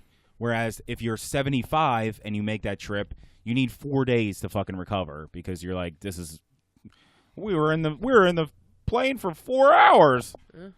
You know what I mean? So, and I'm not saying your idea is right or wrong. I don't know what my idea is, to be honest with you. I'm how old am I? And I still don't know what I want to do when I grow up. I just know I have a pension, so I'm headed towards that idea. Yeah, so right. Personally, I'd like to grind now and travel later. I mean, it's good to know that I don't have to worry about anything once I'm done. Right, that's important. I mean, that's important. I mean, that's what I'm saying. That's people's biggest fears, especially when they get towards retirement. Like, when we get new clients that are older and that are getting ready to retire, that's your biggest fear. How much longer do I have to work? I'm 68 years old. I've been doing this for fucking 45 years. I'm tired of it. I want to just hang out. I want to hang out with my grandkids. I want to hang out with my kids. I want to go to Florida. I want to do this. I want to do that. But do I have to keep working at my job? Can I cut it back? How much can I cut it back? Can I do half of what I was doing, or do I got to do more than that? Do I got to get a part-time job? What do I need to make sure that when I'm 85 and I can't do my job anymore, I still have money? I'm not relying on Social Security. I don't need the government to step in and be like, here's your new house. Here's your new place to live. Here's your food stamps to get your food. And now I have to chew shit, and I have to rely on my kids. Nobody wants to rely on their kids. They wanted to make their kids lives better for ideally is that themselves. you retire and have some type of pension or 401k, and then you just get a side job for just extra cash. Right, but that's what I'm saying. But what happens when you turn 65, you retire, you think you're good, and then you get your side job, and then you have something go wrong with you. Your heart gives out. Oh, I have no fucking and you idea. can't work anymore. You were relying a little bit on – you were expecting to make $40,000 working at Hallmark or something like that when you're 65, but your heart gives out, and you can't do that anymore. Yeah, I have no idea. I don't fucking know. Not only can you not go to work at your part-time job. I just hope your house is paid off by the time you're retired. Not only can you not, and plus, Social Security ain't going to exist for us. That's what I'm saying. Not only can you not work at your age, but you also have increased medical bills at that point. Like, well, you're hoping at that point Medicare takes over. But what if it's not available? These are people's concerns. Hey, man, I roll with the punches. I don't know what else to do. I can't prepare and look down the line. But here's the thing, though, like because you have that pension job, that's like insulated. That's why I think it's genius. You know, I think that those pension jobs are very desirable now because there may not be a Social Security, there may not be Medicare. I mean, I think because of all these economic factors, getting a job because the only pension jobs these days are government jobs, for the most part. So there's one American company that still has a defined pension plan, and it's Lockheed Martin, and they're a government contractor. Right. And 401ks were developed for. What do you have a pension at your job? For the rich. No, I don't have a pension. 401ks. The NFL. I don't even count the NFL because if you're a player for if you're in for don't count 3 going years, to the NFL I think it's like getting the pension. Yeah, I think it's 3 years and a day or something like that. You get a pension. I don't know the exact number, but a guy on our staff played in the NFL and he was just short of it. But I guess if you make 3 years and a week or something like that, you get a pension from the NFL. Right. 401ks were originally developed for the upper echelon of business people. It was really right because everyone had a pension. When you started your work, you started accruing your pension because if you started working for this company, they were going to make sure you're set in retirement. Okay. But the upper echelon had extra money and they wanted to save it as well. They wanted to save more than what the pension would have. So the 401ks were created for them to shelter more money. But that's when I guess when they got rid of the pensions, when all these companies started matching. You're already saving, so we don't need to save this money for you. So you don't need a pension. But they'll so they took it away. So the one good thing about working for a university or college is that the 401. Obviously, I wish we still had pensions, but the 401k plans are pretty good. So my college it'll match up to 7%, which is kind of unheard of for a lot of. Like it's a really good pension plan. Yeah, for sure. I'm not pension plan. I'm sorry. 401k. Retirement. Yeah, retirement setup. Like not many companies will offer 7%. Right. But it's still only a match. Right? I have to front the money and then they'll match it. Yeah, of course. Right. So that's what I'm saying. Like they're still getting out of supplying you with 100%. $50,000 a year in perpetuity. Once you retire. 100%. They're saving millions of dollars by going away from a pension plan. Right. For sure. And they're still contributing 7%. So what if they only contributed that a lot of companies that want to make a contribution for their employees' retirement plans but don't want to match a certain amount? Yeah, but technically a university is a nonprofit. That's why they can match up to 7%. Like a private employee or employer, maybe it's 3%. I don't know. I've never worked for one of them, but they don't have to match 7%. Correct. But what I'm saying is if they wanted to give you something but not have to match, then their standard is 2%. You don't have to contribute everything. You know, like anything. That's the actual number usually, 2%? Well, if they're not matching. Okay. So there is some sort of legal mandate where they have to. Would you rather live without the internet or live without AC and heating? I guess the way plans work out, where if you're if you want to contribute, then you can set up the matching. But if you want to be able to contribute to somebody's plan without them contributing, then it's 2%. Okay.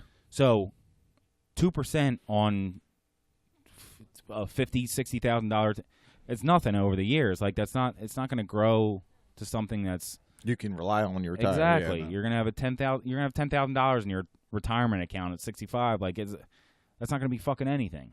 It's gonna last you a couple months. What'd you say about AC and heating? Would you rather live without the internet or live without AC and heating? That is so easy. The internet can kiss my ass. Yeah. No heat and no AC, you'll die. You'll literally die. All right, this one was kind of. You and your friends are dead. Yeah. So this one's kind of interesting. If anybody's still listening or didn't fall asleep. Would you rather be poor but help people or become incredibly rich by hurting people? Now, I'm not saying everybody who becomes rich is like a backstabber shit, but like that is like a lot of the corporate world when you can move up the ladder. Like you step on people and there's a lot of stabbing in the back. Now that's it. that's one of the opposite things of what we were saying, like how the union, everyone gets paid the same. Once you get to a certain level, there's steps, blah, blah, blah. But, like, if there's room for you to grow in a company, people will fucking betray each other. People will step on each other to get to the top. Yeah. That's a fucked up thing. It depends how you are as a person. Now, don't get me wrong. If you have a family, you want to put your family first. But, like, yeah, but there's limits. There's as well. limits. Like, I'm not gonna fucking. I'm gonna do it. I'm gonna do what it takes to take care of me and mine. I'm gonna do me. Well, I'm gonna I get don't know. mine. Like if I know that I can provide a comfortable living for Melissa and our kids, I'm gonna do it. See, right, but that's yeah, that's the most selfish attitude I ever heard. That's fine. Attitude reflects leadership, Captain. But here, but it depends. Like, it's easy to say. It's the same thing. It's like, oh, if you push this button, I'll give you $1 million, but somebody in the world dies. What if we all... there's definitely got to be... What if we all work with each other? Are you going to step on fucking my throat to get ahead and shit? Right. There's definitely different gradients, yeah, okay? Yeah. No. If it's just some Let's say fucking us three started You form bonds with coaches. Are you going to fuck over one of your coaching friends? You're just like, dude, I got to do this. Sorry, man. Like, it's... Yeah. Yeah, I am. Yeah. A lot of your coaching friends listen to this, so I don't care. Gonna be pissed. They know. They know who I am. What my man Jay and John just said, fuck you! Yep. I got very few people in my life that I wouldn't step over. And, there you go. And 2 of the 4 are sitting in this room. All right, this will be our last, and then we'll go into top 5. Would you rather have a horrible job but be able to retire comfortably in 10 years, or have your dream job but have to work until you die? Easy. Dream job. Nope. Horrible job, retire in 10 years. 10 years is a long time. I was just going to say that. 10 years is a long time. Guys, and there's plenty I'm 27 years old. Yeah, but how horrible is the job? I don't care. No. I will put my head down and I'll fucking do it. Yeah, but I've had the worst jobs in the world. Yeah, but your dream job. I disagree. You wouldn't want to coach football till you're 70? But listen, coaching football has been a tough route. So I say route, but go ahead. It doesn't. If you want to be a football coach, you got to be poor for a while. It's just the way it's going to be. Don't say that that's a bad job. I'm not talking about coaching football. Okay, go ahead. So while I've been coaching football, I've been. You are coach. I've just to you guys pay. Ever see Remember the Titans? No, I've never seen it, Ryan. But just to pay the bills, I've had to work for a utility company where I've worked like on Christmas in the snow, running aerial lines in Boston in the middle. So when I worked for Merrimack College, didn't pay the bills enough. So I would coach until 5 p.m. or whatever it was, and then I would immediately drive to Boston because we were about 35 minutes from Boston, and I would sleep 2 hours in the truck. I would run fiber optic cable through the streets of Boston, drive back to Merrimack College, sleep 2 hours in my truck, and then go back to coaching. So you'd rather do that for 10 years? I'd rather do that for 10 years and be able to retire. Then be the head coach of Alabama for the rest of your life. Get the fuck out of here. I want to be able to retire and enjoy retirement. I also but you're think gonna that's enjoy not your life if it's your dream job. Yeah, but at the same time, like my wife's not. All right. If I'm coaching pick a different dream job. If I'm coaching for Alabama, like she's not going to be able to enjoy it. She's never going to see me because when you coach, when you finally get to that Division I level, yeah. All right, well, my dream job is a podcaster, and we'll have a fucking great time if we do that for the rest of our lives. So, but here's the thing: what you were doing on that utility / Merrimack is still not the worst job in the world. And I've also because you weren't doing the utility job 24/7. You were like, I just need to get through the next 4 hours. No one can make you work 24/7. I worked more hours there than I did at Merrimack. So right, but that's what I'm saying. You were still like, let me get through this so that I can go back to the thing that I want to do. Working's a means to an end for me. I want to be able to retire and enjoy my life with Melissa. Like that's like my plan. I'm with you. That's the goal. But that's what I'm saying. I think you're not hitting the would you rather have a horrible job. Exactly. Thank you, Chelsea. Chelsea said it's my opinion. That's what my opinion is. Right, but I think your opinion's wrong. So you want to do what you do until the day you die. Yeah, but you just not what you do right now. I don't know. But what Ryan you may be doing your dream job. I'm just saying you would pick your dream job and do it till the day you die.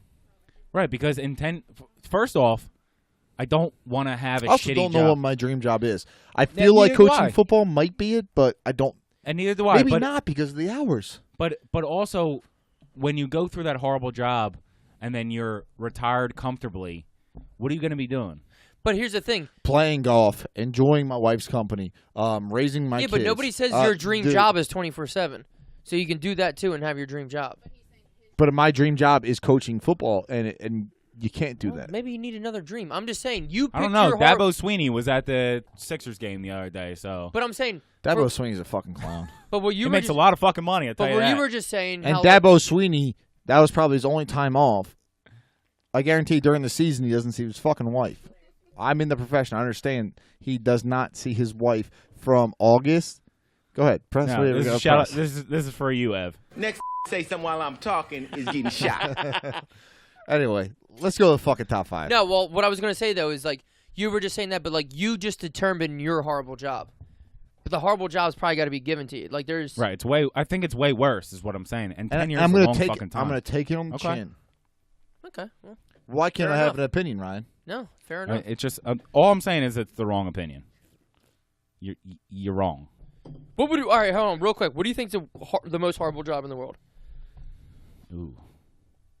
See, there's so many factors to it because not only is it like how you're working, it's where you're Let's just get working into and the the fucking top five. time length. I Yeah, feel like it's got to be like a telemarketer salesman because you sit at a desk all day and talk to people. And I hate that just hang up on you. Yeah, and fucking I treat hate you like to- not shit. only that, but selling something that's like dog shit. 1, I hate sitting in a desk, and 2, I hate talking. Like You're selling- a candidate for solar panels. You're just like, Sound sir. sound like some weight loss pill or something like that you're like, this shit don't work. Yeah, no. The only people that buy it are 95-year-old Are women. you ready for Jehovah's maybe Return? if that's the job, I may work until I die. There you go. All right, let's get into top 5.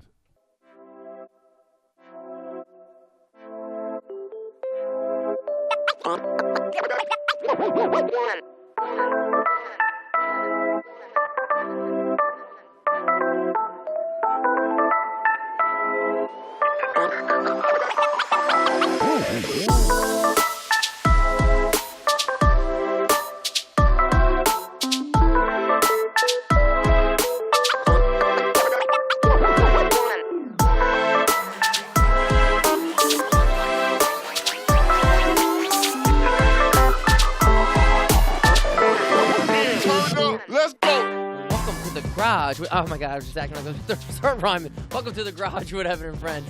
Follow us on Podcast Garage on Instagram. Get us on all your podcast medias. Check us out on YouTube. To my left, Mr. Ryan Rickus. Hey, guys. Hey, pretty soon you're not going to be able to be the rookie producer of the year anymore. We're going to be coming up on a year. Time's coming up. I'll get you a plaque made. Yeah, something real big, like the size of your fridge. Fucking guy. Don't you fucking say it. I didn't introduce you yet. Don't you fucking say it. Across from me. Has this camera always been so far? Go back to this camera over here. I was legit sitting like right here. Yeah. Well, you said you started like lifting and doing yoga and shit, dude. You're just bigger now, man.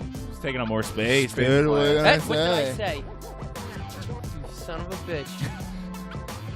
You don't speak until you're introduced. Don't All right, speak so- unless spoken to. So we're gonna get into our top 5, and Just the two of us. Mr. A garage alum, Mr. Mr. Mark Wojcik. Hola. Hola. Right. Hola. How's your speed class going? I'm killing it. I'm fucking dominating it. Getting ready for those 65 miles? Damn right I am. Why are we doing 65 miles?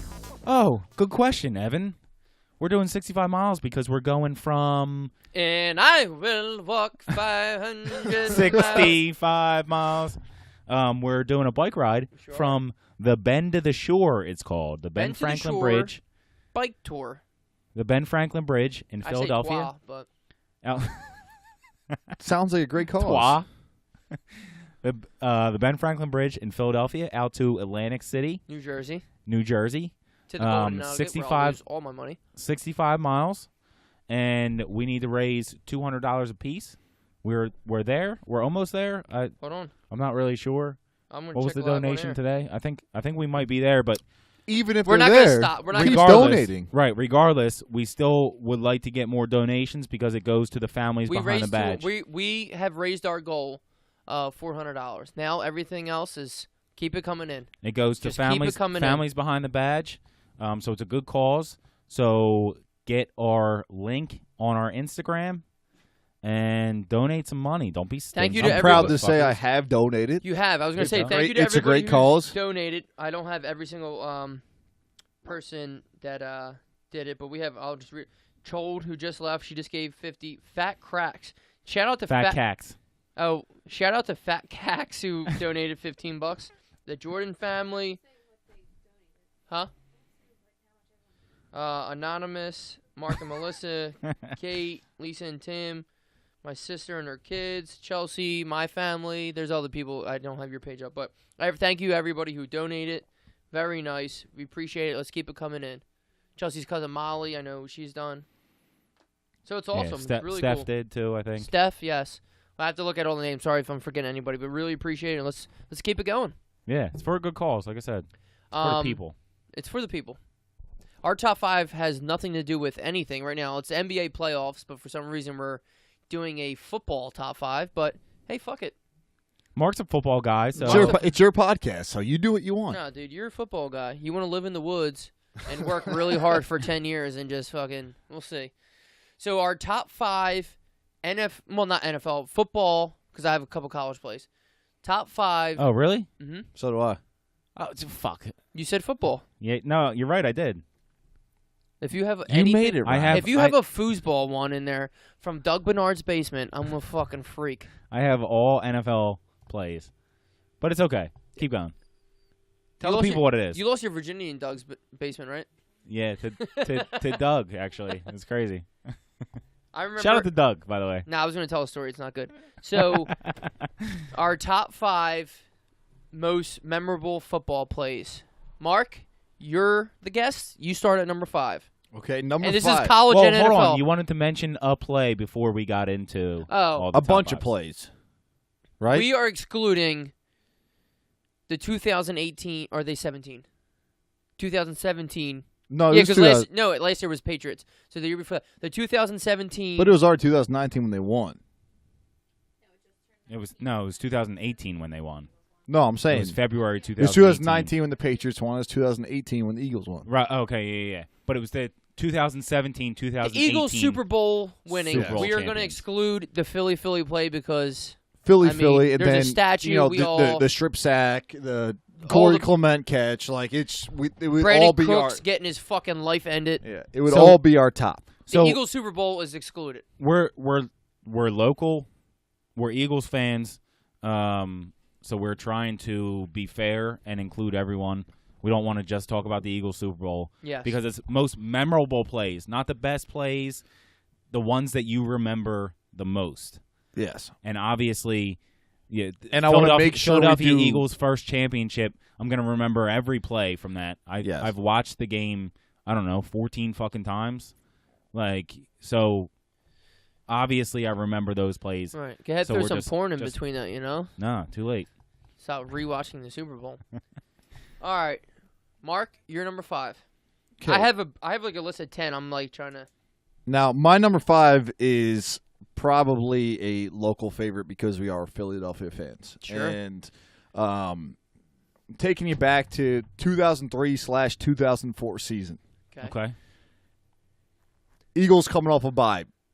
They were, I think, the number 1 or 2 seed in the NFC. They're playing the Packers at home. Packers had just scored the go-ahead score. I believe it was, Brett favorite quarterback? 17-14. Donovan McNabb was our quarterback. Dominic McNabb. Dominic McNabb. So it was, I believe, we didn't get much of a gain on first down. Second down was we false started, moved back, and then it was third down was a long sack. And it ended up being fourth. So that means it's fourth down right now. It ended up being 4th and 26. Oh my goodness, that's impossible. Who you going to call? Freddie And Mitchell. Exactly. Fred X himself. The first belt. The only catch he's ever made in his life. 4th and 20. You think the game's, I think there was a minute 4:26 left on the clock. Donovan McNabb drops back, throws a 28-yard pass to Freddie Mitchell. End up kicking. David Akers kicked the field goal to tie it. They go Shout into out to overtime. David Akes. David Akers, great Eagle. Legend. So they 4th and 26, 28-yard pass to Freddie Mitchell. Yes. They actually made it a mode you could play in Madden the following year, 4th and 26, to try to do it. Right, the Madden moments. Yes. And then David Akers kicks the field goal. They go into overtime. Eagles end up intercepting the first drive of the Packers. Asante Samuel? No. Asante was- Samuel wasn't even on the team. Till, like, Shut up, 2009. It was Brian. Brian Dawkins, I believe, who intercepted it. Why Right? wouldn't it be? I got excited. I don't know. Was it Brian Dawkins who intercepted it? First down, Freddie. So anyway, he He's intercepts such a it. piece of shit. Look They set up another field goal for David Akers. It's good. Eagles go on to the NFC Championship. So, yeah, What's that's my crazy number about 5. Freddie Mitchell is he was Fred X, baby. He was nothing Still is. outside of 4th and 26. He was a decent receiver for us. He was a first-round pick. Was he a first-round pick receiver? No. I'm not gonna. I'm Exactly. for sure not googling Freddie Mitchell. That's just not happening. He was a tonight. first-round pick, 25th overall. All right, Freddie Mitchell. I first didn't down know Freddie. that, but that's my number 5. Yeah, so it's And I understand it's it's probably a bad not draft pick. everybody's number 5, but that is, you said memorable. That's a memorable moment for Yeah, me. no, for Like, sure. 4th and 26 is a memorable moment. Where That's a were good you when choice. that happened?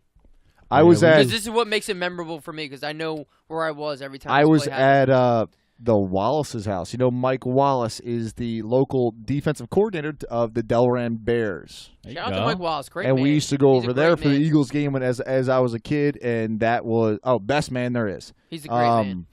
And I was at their house when that happened. There you go. I wish I got to drink more beers with him. Ryan, number 5. That's a guy you should get on the podcast because he could tell you everything about South Jersey sports. Okay. At least South Jersey football. I'm sure he'd do it. My number 5 is a running back Sure. that obviously he was a good player before this, and he was a good player after this. He has since retired, maybe unretired, retired, unretired. I don't know. But it was the Seahawks versus Saints. Nice. Play. I want to say I'll look it up. divisional. I want to say divisional round. I know what you're talking about. But Marshawn Lynch takes a handoff to the right-hand side of the line. I don't know what kind of play, power. I don't Look at know the first what thing kind of play. the first thing that comes up. And 2010. he broke, I don't know, 111 tackles before he scored a touchdown.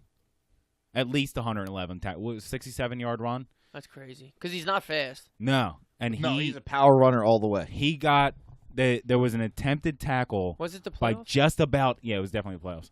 By just about fucking everybody on the Saints team. Tried to hit him And then he grabs his dick when he jumps in the end zone, which is hilarious. and got fined for it. Fuck it. So we're watching. Oh, he kind of went up the. Yeah, 1, 2, 3, 4. Hold on. Keep going. I'm trying to get it bigger. It's okay. We can say it. Nope, we can't. All right. Well, then start it over at this point Shut up. because I lost Well, track of there's how many. 5. I've lost track of how many tackles there was.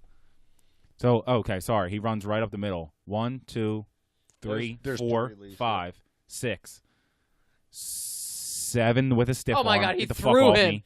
Oh my God, did he throw him? 8 at the feet. Grab your And then dick. slide in between. 9. I'll count that one. For sure.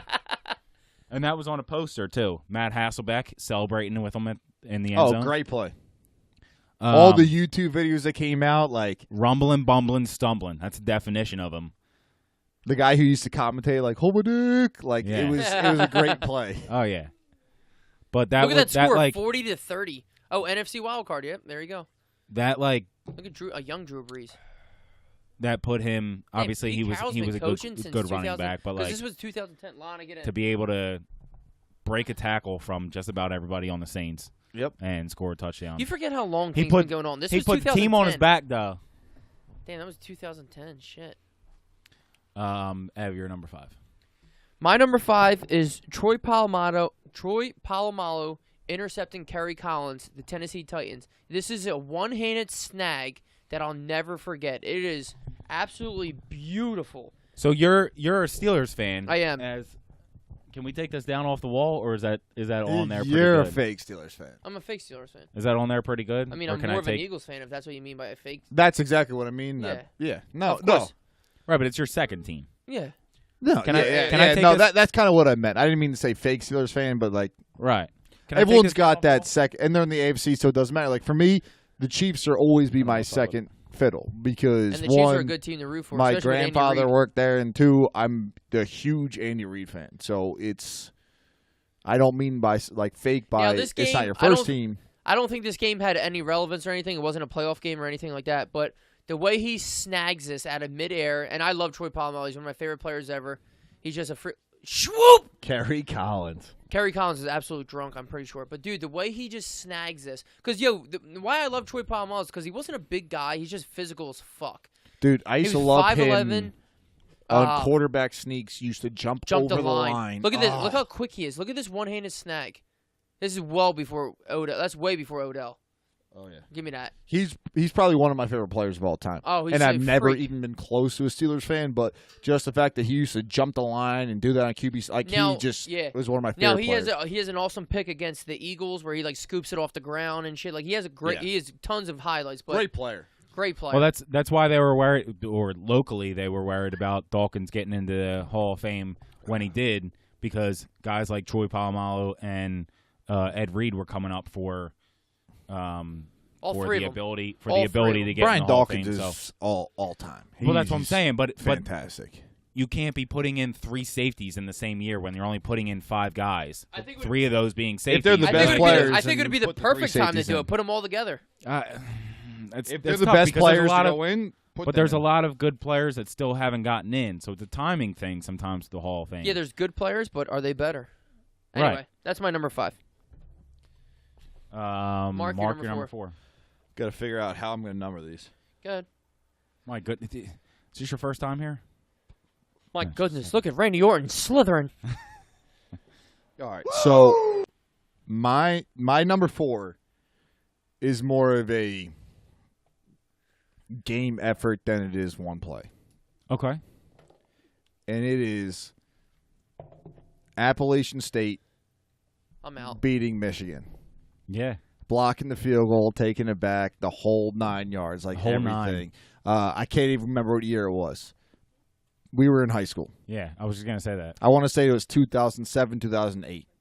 But just Michigan was it's a Power 5 conference. They were the big dogs at the time, and just That was when Michigan was good. Yeah. Like before they got bad for, I don't know, a fucking well, decade. they're back to being good now. No, but, I know, but they were good bad at the time. for a Yeah, long time. 100%. They were good at the time now, but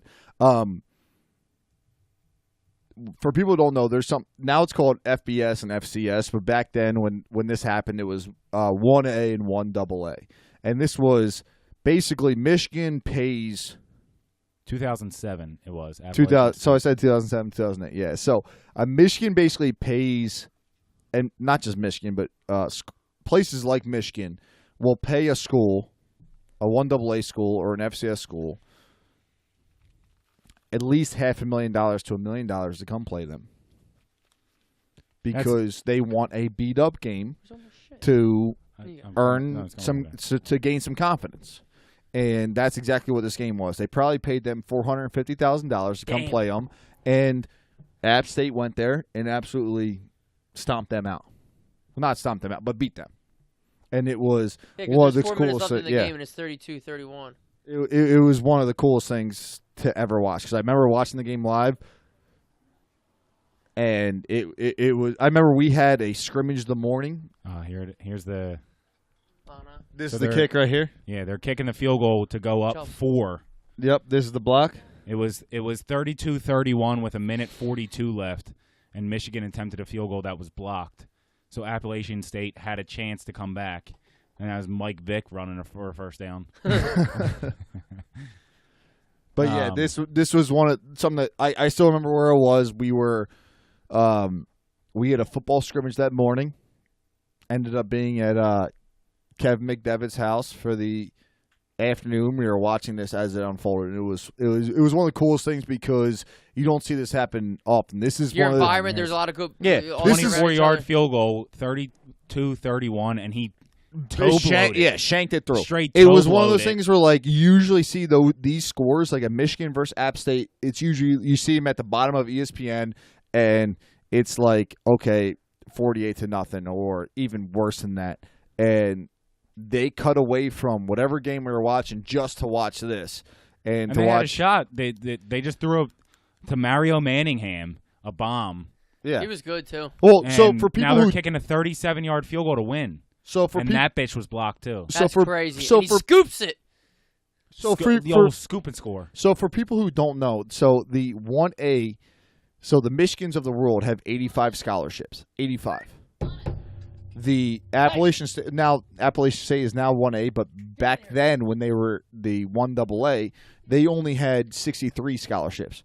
That's a lot of depth to make up for. And Ryan, if I had a gun to your head and said, "Hey, where are you going to go, Michigan or Appalachian State? Where are you going to go?" Michigan State. So Michigan had much better players, and it's just a Dave versus Goliath thing that it was awesome to watch. Yeah, fuck yeah. So that's my number 4. Love it. My number 4 is, again, remember this is memorable, not necessarily great plays. But my number 4 was the quote-unquote Fail Mary. The Packers Seahawks, I believe, right? When the refs were on their Packers Seahawks. Here we go. We push them in the back, right? The refs were on their strike, and the NFL was like, "We don't need good refs. 2012. We don't need good refs. We're good with these guys that we just told how to ref 2 weeks ago, and there was just terrible call after terrible call. Like now, there's people say that the refs are terrible, but that's only because there's Twitter and there's so many replays and all that kind of stuff. But these guys like legit didn't know how to officiate. They had never done an NFL game. They were learning how to work together. They were not NFL officials, let alone full-time NFL officials, which I don't know why the NFL didn't have full-time officials at this point. But there was a bomb at the end of the Green Bay-Seattle game. Seattle was down 12-7 with seconds left on the clock. They bombed it down to Golden Tate. It was intercepted by Green Bay, and one ref came in and with his hands up as a touchdown. The other ref came in as an interception, and it was the essential final straw in these temporary ref situations, because it was intercepted. It should have been intercepted. The one ref had it right, the other ref had it wrong, but when somebody calls a touchdown, that overrules it apparently.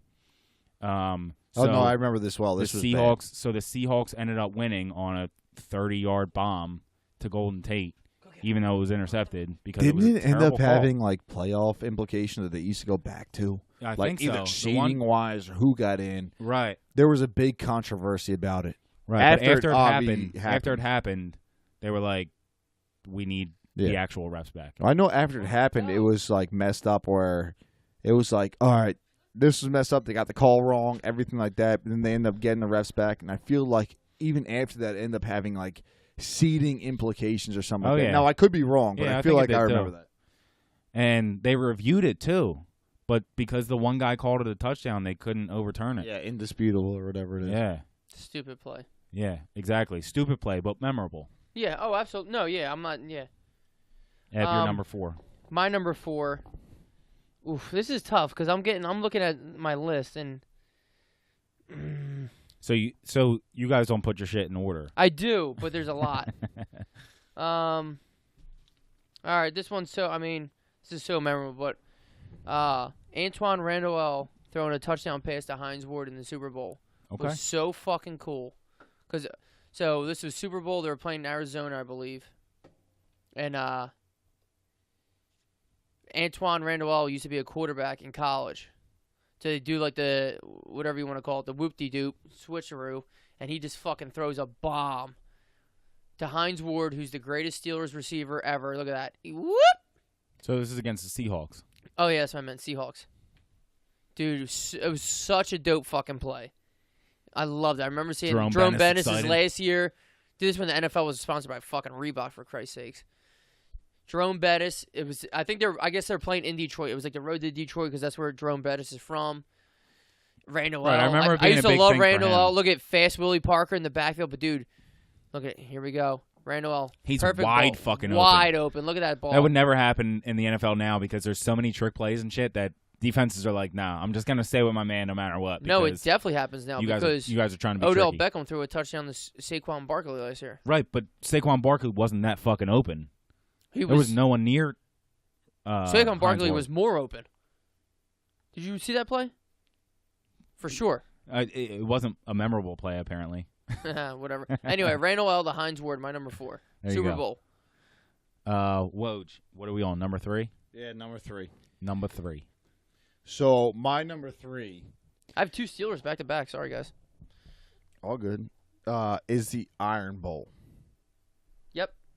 It is Well, tell us which Iron Bowl. the Iron Bowl with, obviously, I was about to say the Iron Bowl with Alabama and Auburn because that is The Iron Bowl. the That's Iron the Bowl. definition of it. Yeah. It's mine too, so let's go, baby. I have to. Is that your What number 3? I don't remember the year. Yeah, sure. What was the year? 2013. Yep. The I was Iron in Bowl. college. Yeah, the Here Iron it Bowl is. 2013. It was unbelievable, especially because I hate Alabama. It is tied. 57-yard. 1 second left. Well, here's the thing, and here's what I think makes it even unbelievable is this is before replay, and Nick Saban, you can see him on the sideline. He is begging that there is 1 second left. What do you mean? Time expired. It may have been just as replay was implemented, but like time looked like it expired and was going to go to overtime Prior to the kick. Okay. Prior to the kick. And Nick Saban, you're saying Nick Saban wanted it, saying to that go. there's 1 second left, and he's fighting with the refs, Okay. saying there's 1 second We left. have time to lose Yes. this game. So it's a 57-yard field goal? 57-yarder. 57-yard field you're goal saying Saban- AJ McCarron after killing it. he argued So Saban lost this for them. for the 1 second.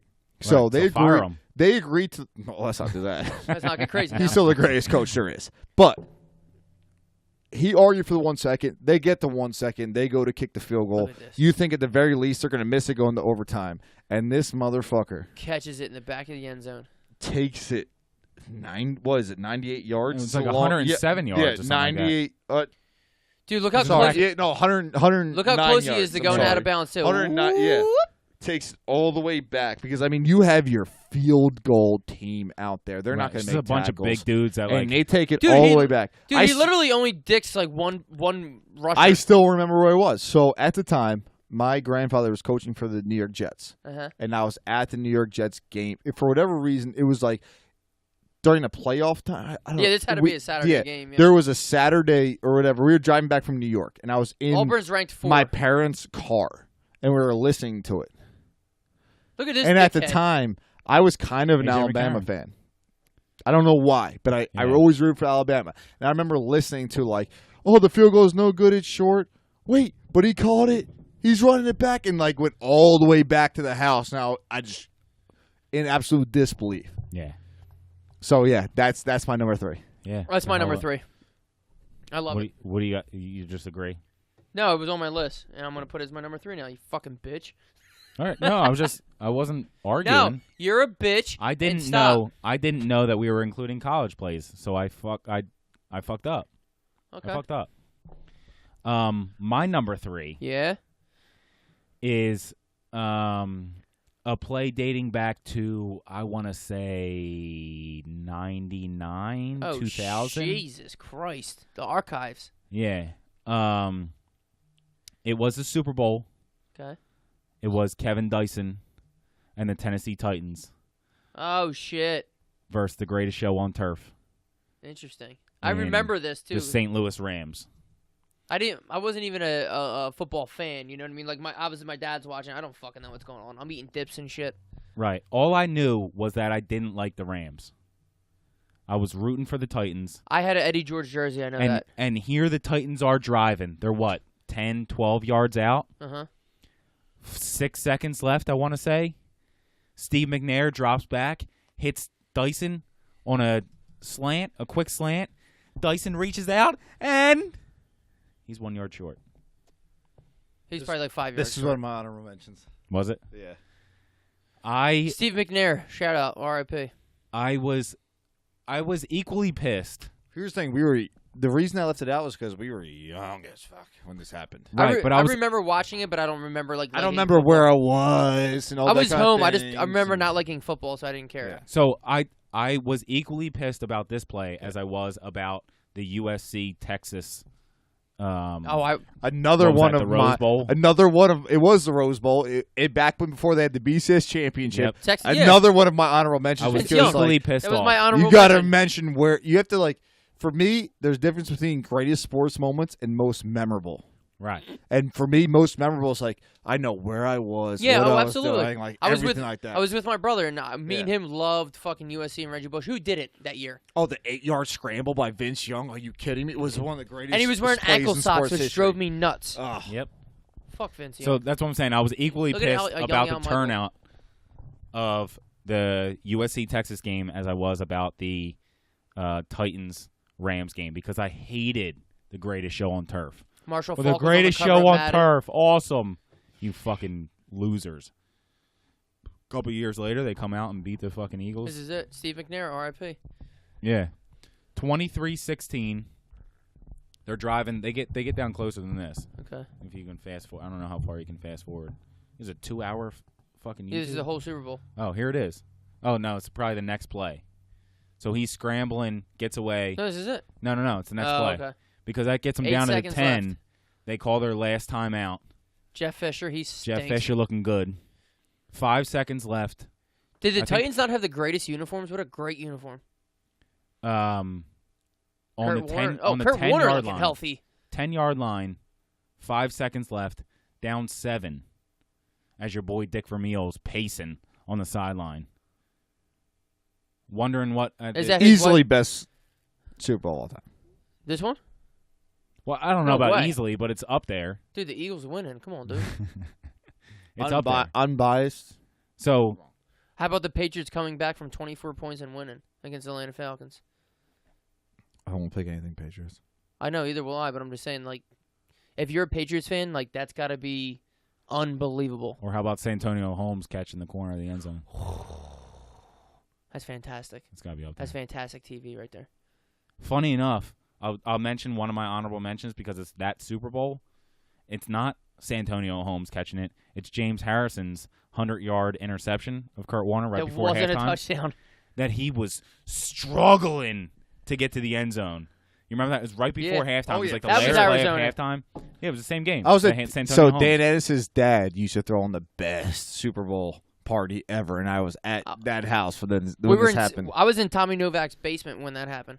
He picked it off, To ran 08. 100 yards, and was fucking Dead. huffing and puffing at the 10-yard line trying to score Here it the is. touchdown right before. Yeah, so 6 seconds left. I was praying that when he reached out on his tackle, he got in, but you knew he didn't. You knew he Yeah. didn't fucking get in. All right. That was a long So number the Rams, 3, but yeah. Well, you were watching like a 2-hour video. I'm sorry. You're My number three? I thought your number 3 was the same as Mark's number 3. Oh, yeah, it was. All right, Mark, your Iron number Bowl. 2. My number 2. Yeah, I got to change it real quick. Hold on. I'm gonna pick this one. Okay. Please so, do. my number 2 is the 2007 Fiesta Bowl. Okay. Boise State's down a touchdown. Oh, is this when Blunt laid him the fuck out? No, it's not that. He was Oregon. But Boise State's down a touchdown. They throw. It's seconds remaining on the clock. I think it's like 18 seconds. I don't remember how many seconds. But they throw a hook and ladder. Hook and ladder never works. Yeah. It's like Never works. It's everybody's go-to play when you're about to lose, but it never works. So they throw the hook and ladder. So the guy catches it, pitches it. They run in for the touchdown that ends up tying the game and sending it to overtime as time expired. It was wild. Right. So then, after that, this was Adrian Peterson. It was Boise State versus Oklahoma. So Adrian Peterson was the running back for Oklahoma. The running back, y'all. So they tie it up. They go into overtime, which Oh, but not only that was a pick 6 right before it. That gave Oklahoma. Yes. That gave Oklahoma the lead with a minute left, a pick 6. So sorry. Go they ahead. end up throwing the hook and ladder, scoring the game-tying touchdown. Is that Champ Bailey? They go into overtime. Making shit up. And Adrian Peterson, being the stud he is, takes it for a touchdown, and Oklahoma goes up 7 points. Right.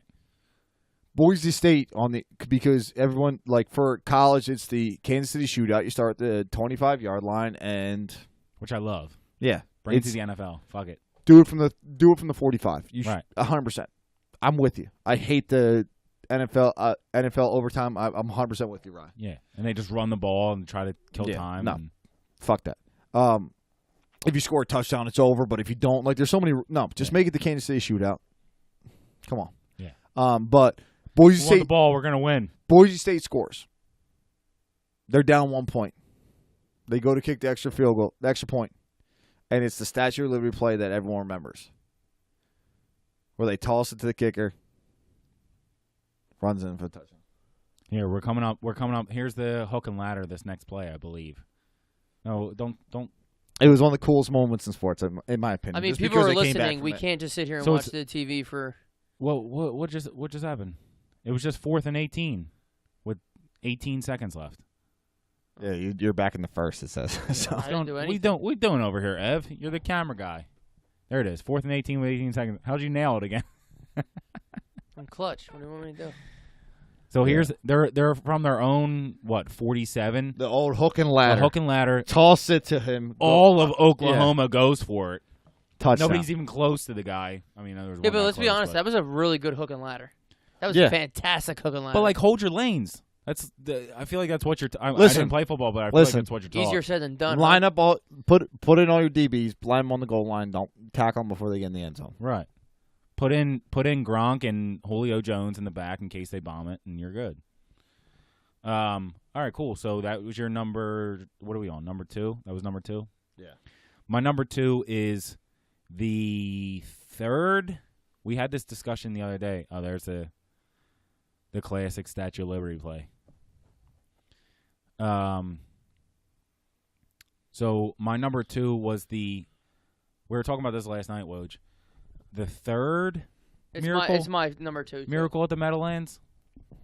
And that was Deshaun Jackson. Yes. I didn't realize there were 3. I thought there was. I considered 2. Right. So they had the OG Herm Edwards one. The OG one. Yeah. Herm Edwards. Then Get they paid had to win the game. Then they had Brian Westbrook punt return down the sideline. And then there was the Deshaun Jackson punt return where they were supposed to punt it out of bounds. Why wouldn't you? And they didn't. They punted it to Deshaun Jackson with, 5 seconds left, 6 seconds left. And that's what you get because the Giants are so stupid. He drops the ball, picks it back up, goes to the left, step with the left, step with the right, and Kapowie. I know exactly where I was. I was at 12 my number seconds 2 left. too. I was working at Roger Wilco when we were listening to it on the radio. Merrill Reese. We're at Kev's house. Matt Dodge was the punter. Idiot. He got cut the following year because he was supposed to punt it, or what's his face? Coughlin came out yelling at him, was supposed to punt it out of bounds. Oh, yeah. He punts it to Deshaun, who catches it and drops at the it 30-yard line, which isn't even a deep punt. At their own 35. And then takes it back up the drops gut. back, goes straight up the middle as somebody gets murdered. And typical piece of shit Deshaun Jackson doesn't go in the end zone or nothing because he's just a fucking nut. And you know it was close to Christmas time because they got the Christmas. And you know lights what? I'm so as excited to have him timeouts. back. I wish we had him back for the Super Bowl. I wish he won it. And there's What did Tom, I tell you? There's Tom What did I Coughlin tell you? yelling at Matt Dodge as everyone in Eagles territory goes crazy because they were down what, Woj? 26? 26. 28? Going, something like that? I think it was 26 going in the fourth quarter. Yeah.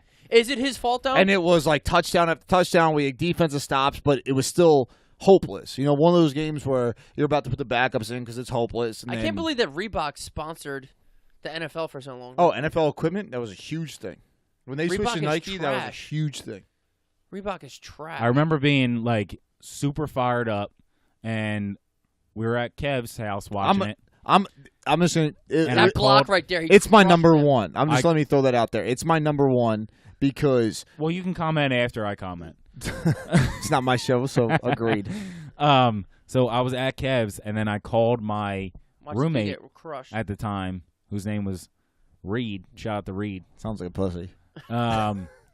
He was a huge Giants fan, And I was gonna rub it in, and he was like, "What happened?" I wasn't watching the game, and I was like, "That's how I know you're not. That's how I know you're not a Giants fan." I'll talk to you later. I was at work listening to it, for Christ's sakes. I just remember being at Kevin McDevitt's house, and we're having a couple beers, and yeah, for sure. No, you weren't. You were like 12. I think we were seniors in high school, right? This was 2008. No, it was like 2013 or something like that. No, it was definitely 2011. All right, it Well, might no, have been. 11, What 12. was the year?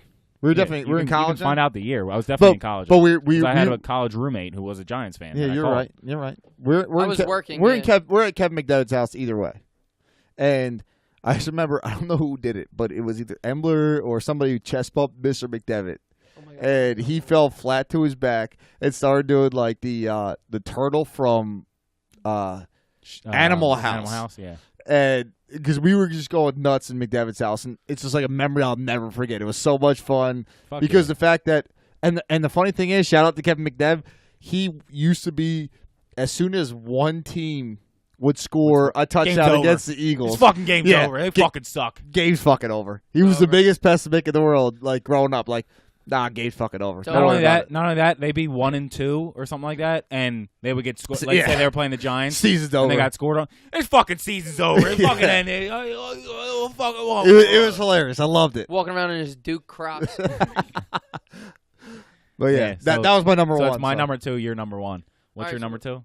That was his number 2 as well. So okay, let's just do our So number it's one. back to you for number 1. My number 1 is what was the year? What year is it? Jumanji. It was the year that the Patriots were 16-0 going into the playoffs. 2007?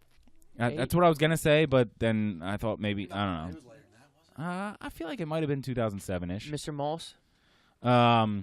They were 16-0 going into the playoffs. Then they won their first 2 playoff games, so they were 18-0. They were now in the Super Bowl.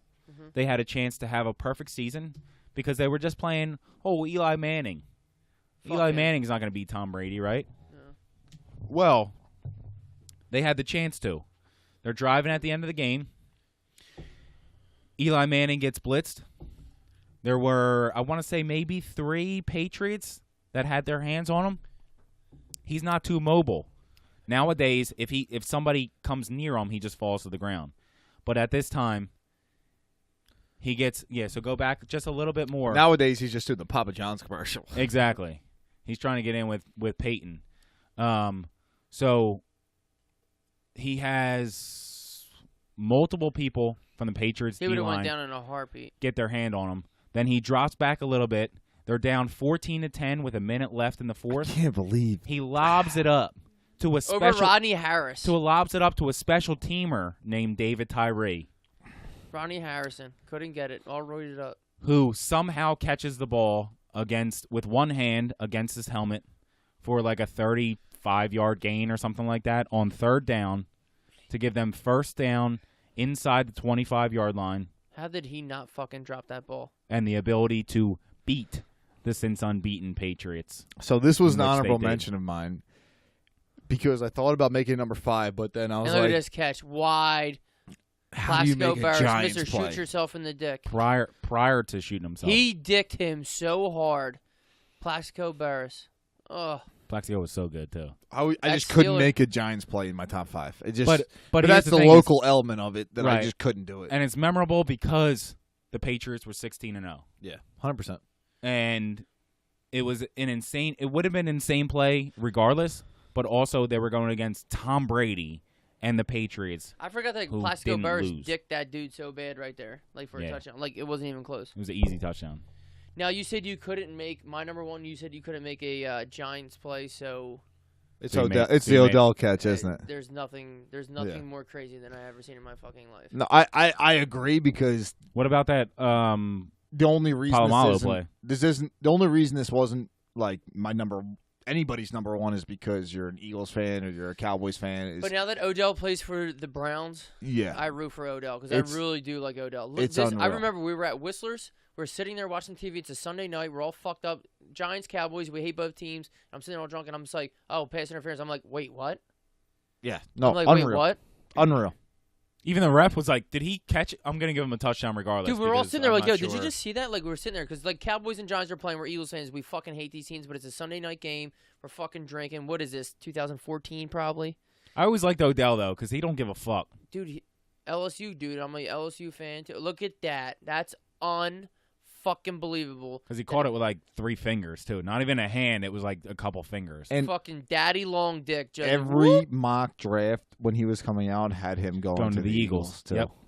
And he went, We're what, like- 2 picks before or something like that? We're about to get a dog. And he got 2 feet in, everything. Well, because Landry was better than him at LSU, so they had Landry going first. Wow. Yeah, I know, that's what like the I'm most saying. amazing thing I've ever seen in my life. I think it was My- like 2 or 3 picks before. the Eagles. Look at his hair. Look, it's funny, too. He's not as crazy. But we all had, like, honorable mentions. I just had to bring this one up real quick. Yeah, my honorable mention was the James Harrison touchdown. Oh, well, mine was The Harrison Ford Super Bowl commercial No. that came up first. James Harrison hitting Colt McCoy. I remember seeing that and almost passing out. This podcast is, 5 hours long right now, and everybody stopped listening? Was it illegal? Well, he Illegal shot? got fined for it, but watch this. He absolutely takes his fucking head off. So this is Brown, Steelers, James Harrison, an absolute fucking phenom. Colt McCoy tries to scramble, Oh, James shit, I Harrison remember. lays the wood. And he almost gets up to the line of scrimmage and he tosses it to whoever that wide receiver or the running back was. Colt As- McCoy, dead. As James Harrison Boom. smashes I remember him watching that and on being the like, left-hand side of the I'd field. be like, yeah, no shit, James Harrison is the most violent man who plays the game. What about that violent front kick from Antonio Brown on the Browns punter, Fantastic. where he's running the ball back and What time he are we had at? Are we just at like fucking 5 hours? he had just the punter to beat, and he jumped up and just front kicked him in the face and then kept running. So funny. I don't think you're allowed to do that, Antonio. Let's run through our Back the 5. fuck up, Let's Antonio. run through our, look Well, at this. Woj, do you have any other honorable mentions? Look at this. I mean, I had a Coach. couple written down. Look at this, Woj. Whoop, dunk. Or that speaking of being a local, that Sheldon Brown hit on Reggie Bush Oh yeah, that's Oh, fantastic. in the fantastic. first round of the Crushed playoffs. him. But obviously, I had the USC Texas game written down. Yeah. We talked about. The other What about things. Jay Cutler not lining up for the? The other things I had written down were a couple things because of being local. Was the Tony Romo fumbled field goal Yep. to send them into the playoffs Against what? The Seahawks? The Seahawks. Yep. Because that's all they needed to go to the playoffs, and he fumbled the ball, and they didn't make the playoffs because of it. And then the other one because And it was like a 22-yard field goal or oh something. no, like it was that. a chip. Like, It was super close. It was a chip wasn't it? shot. Yeah, it was a chip shot. Yeah. The other one that I find just to be hilarious and funny, and I'll never forget, is the fumble snap by Mark Sanchez. Oh, the butt fumble. The butt fumble. And the run into his old setter at the That they fumble. had to retire Yeah. on SportsCenter's not top Yeah. 10 because it just kept winning. Yeah. It's just the worst play in the entire world. And how can you not remember that? But yeah, the butt fumble. Yeah, that's that's a good so point. bad. So what's your 5-1? That's an interesting question. Start with your 5, and then do your 4, and then I your know, 3, but 2. I don't remember what. So my number 5 was Fred X, the Okay. 4th Right. and 26. All right. My number 4 was the App State beat Michigan. Okay. We're My literally my watching. number 3 was the Auburn versus Alabama taking the kick to the house. Okay. My number 2 was Boise State Statue of Liberty. And my number 1 was Deshaun So Jackson. you had what, 3 college plays in yours? Yeah. My number 5 was the Marshawn Lynch breaking all the tackles to score against the Saints. 67 yards. That was a great play. My number 4 is the Hail Mary from the Packers-Seahawks game when they had the replacement referees. My number 3 was the Titans being 1 yard short in the Super Bowl against the Rams. Mm-hmm. My number 2 was the Deshaun Jackson's Miracle at the Meadowlands punt return against the Giants to finish their comeback. And my number 1 was the David Tyree helmet catch in the Super Bowl. Fantastic. Ev? My number 5 was Troy Polamalu's one-handed snatch against Kerry Collins, R.I.P. I don't even know if he's alive or not. But And then Randall L. to Ward, number 4 in the Super Bowl. My number 3 was the Auburn run back. I mean, Jesus Christ. Number 2 was Deshaun's run back. I mean, Jesus Christ. And my number 1 was... Jesus Christ. And number 1 was Odell Beckham. I mean, that is... Yeah, it's a ridiculous catch. I mean, jeez. Yeah, I'll give it to you. What Jeez do we... X out of this fucking YouTube. Yeah, this is good. Right. I can't stop watching it. All right, that's it. Thanks, guys. Yeah, that's it. Mark, thanks for coming back. Marky! I'm sure we'll have you on Thanks for again. telling that story about your sister's underwear. To everybody who's still listening somehow, I don't know what. Thank you. How long is the runtime? We're at about 6.5 hours. We'll cut a little bit out. It's Tuesday right now. We started on Friday. This is going to be a filler. I don't know when this one's going to be released because we're going on vacation in a couple weeks. So. He's talking to the microphone there, huh? Yeah. And I love you guys. Thanks for listening. Mark, we love you. It's actually not a real episode. They're just trying to appease me. It's not going to be released. No, never. And, my fucking shit going shit. All right, guys. Peace out. A-Town. Later.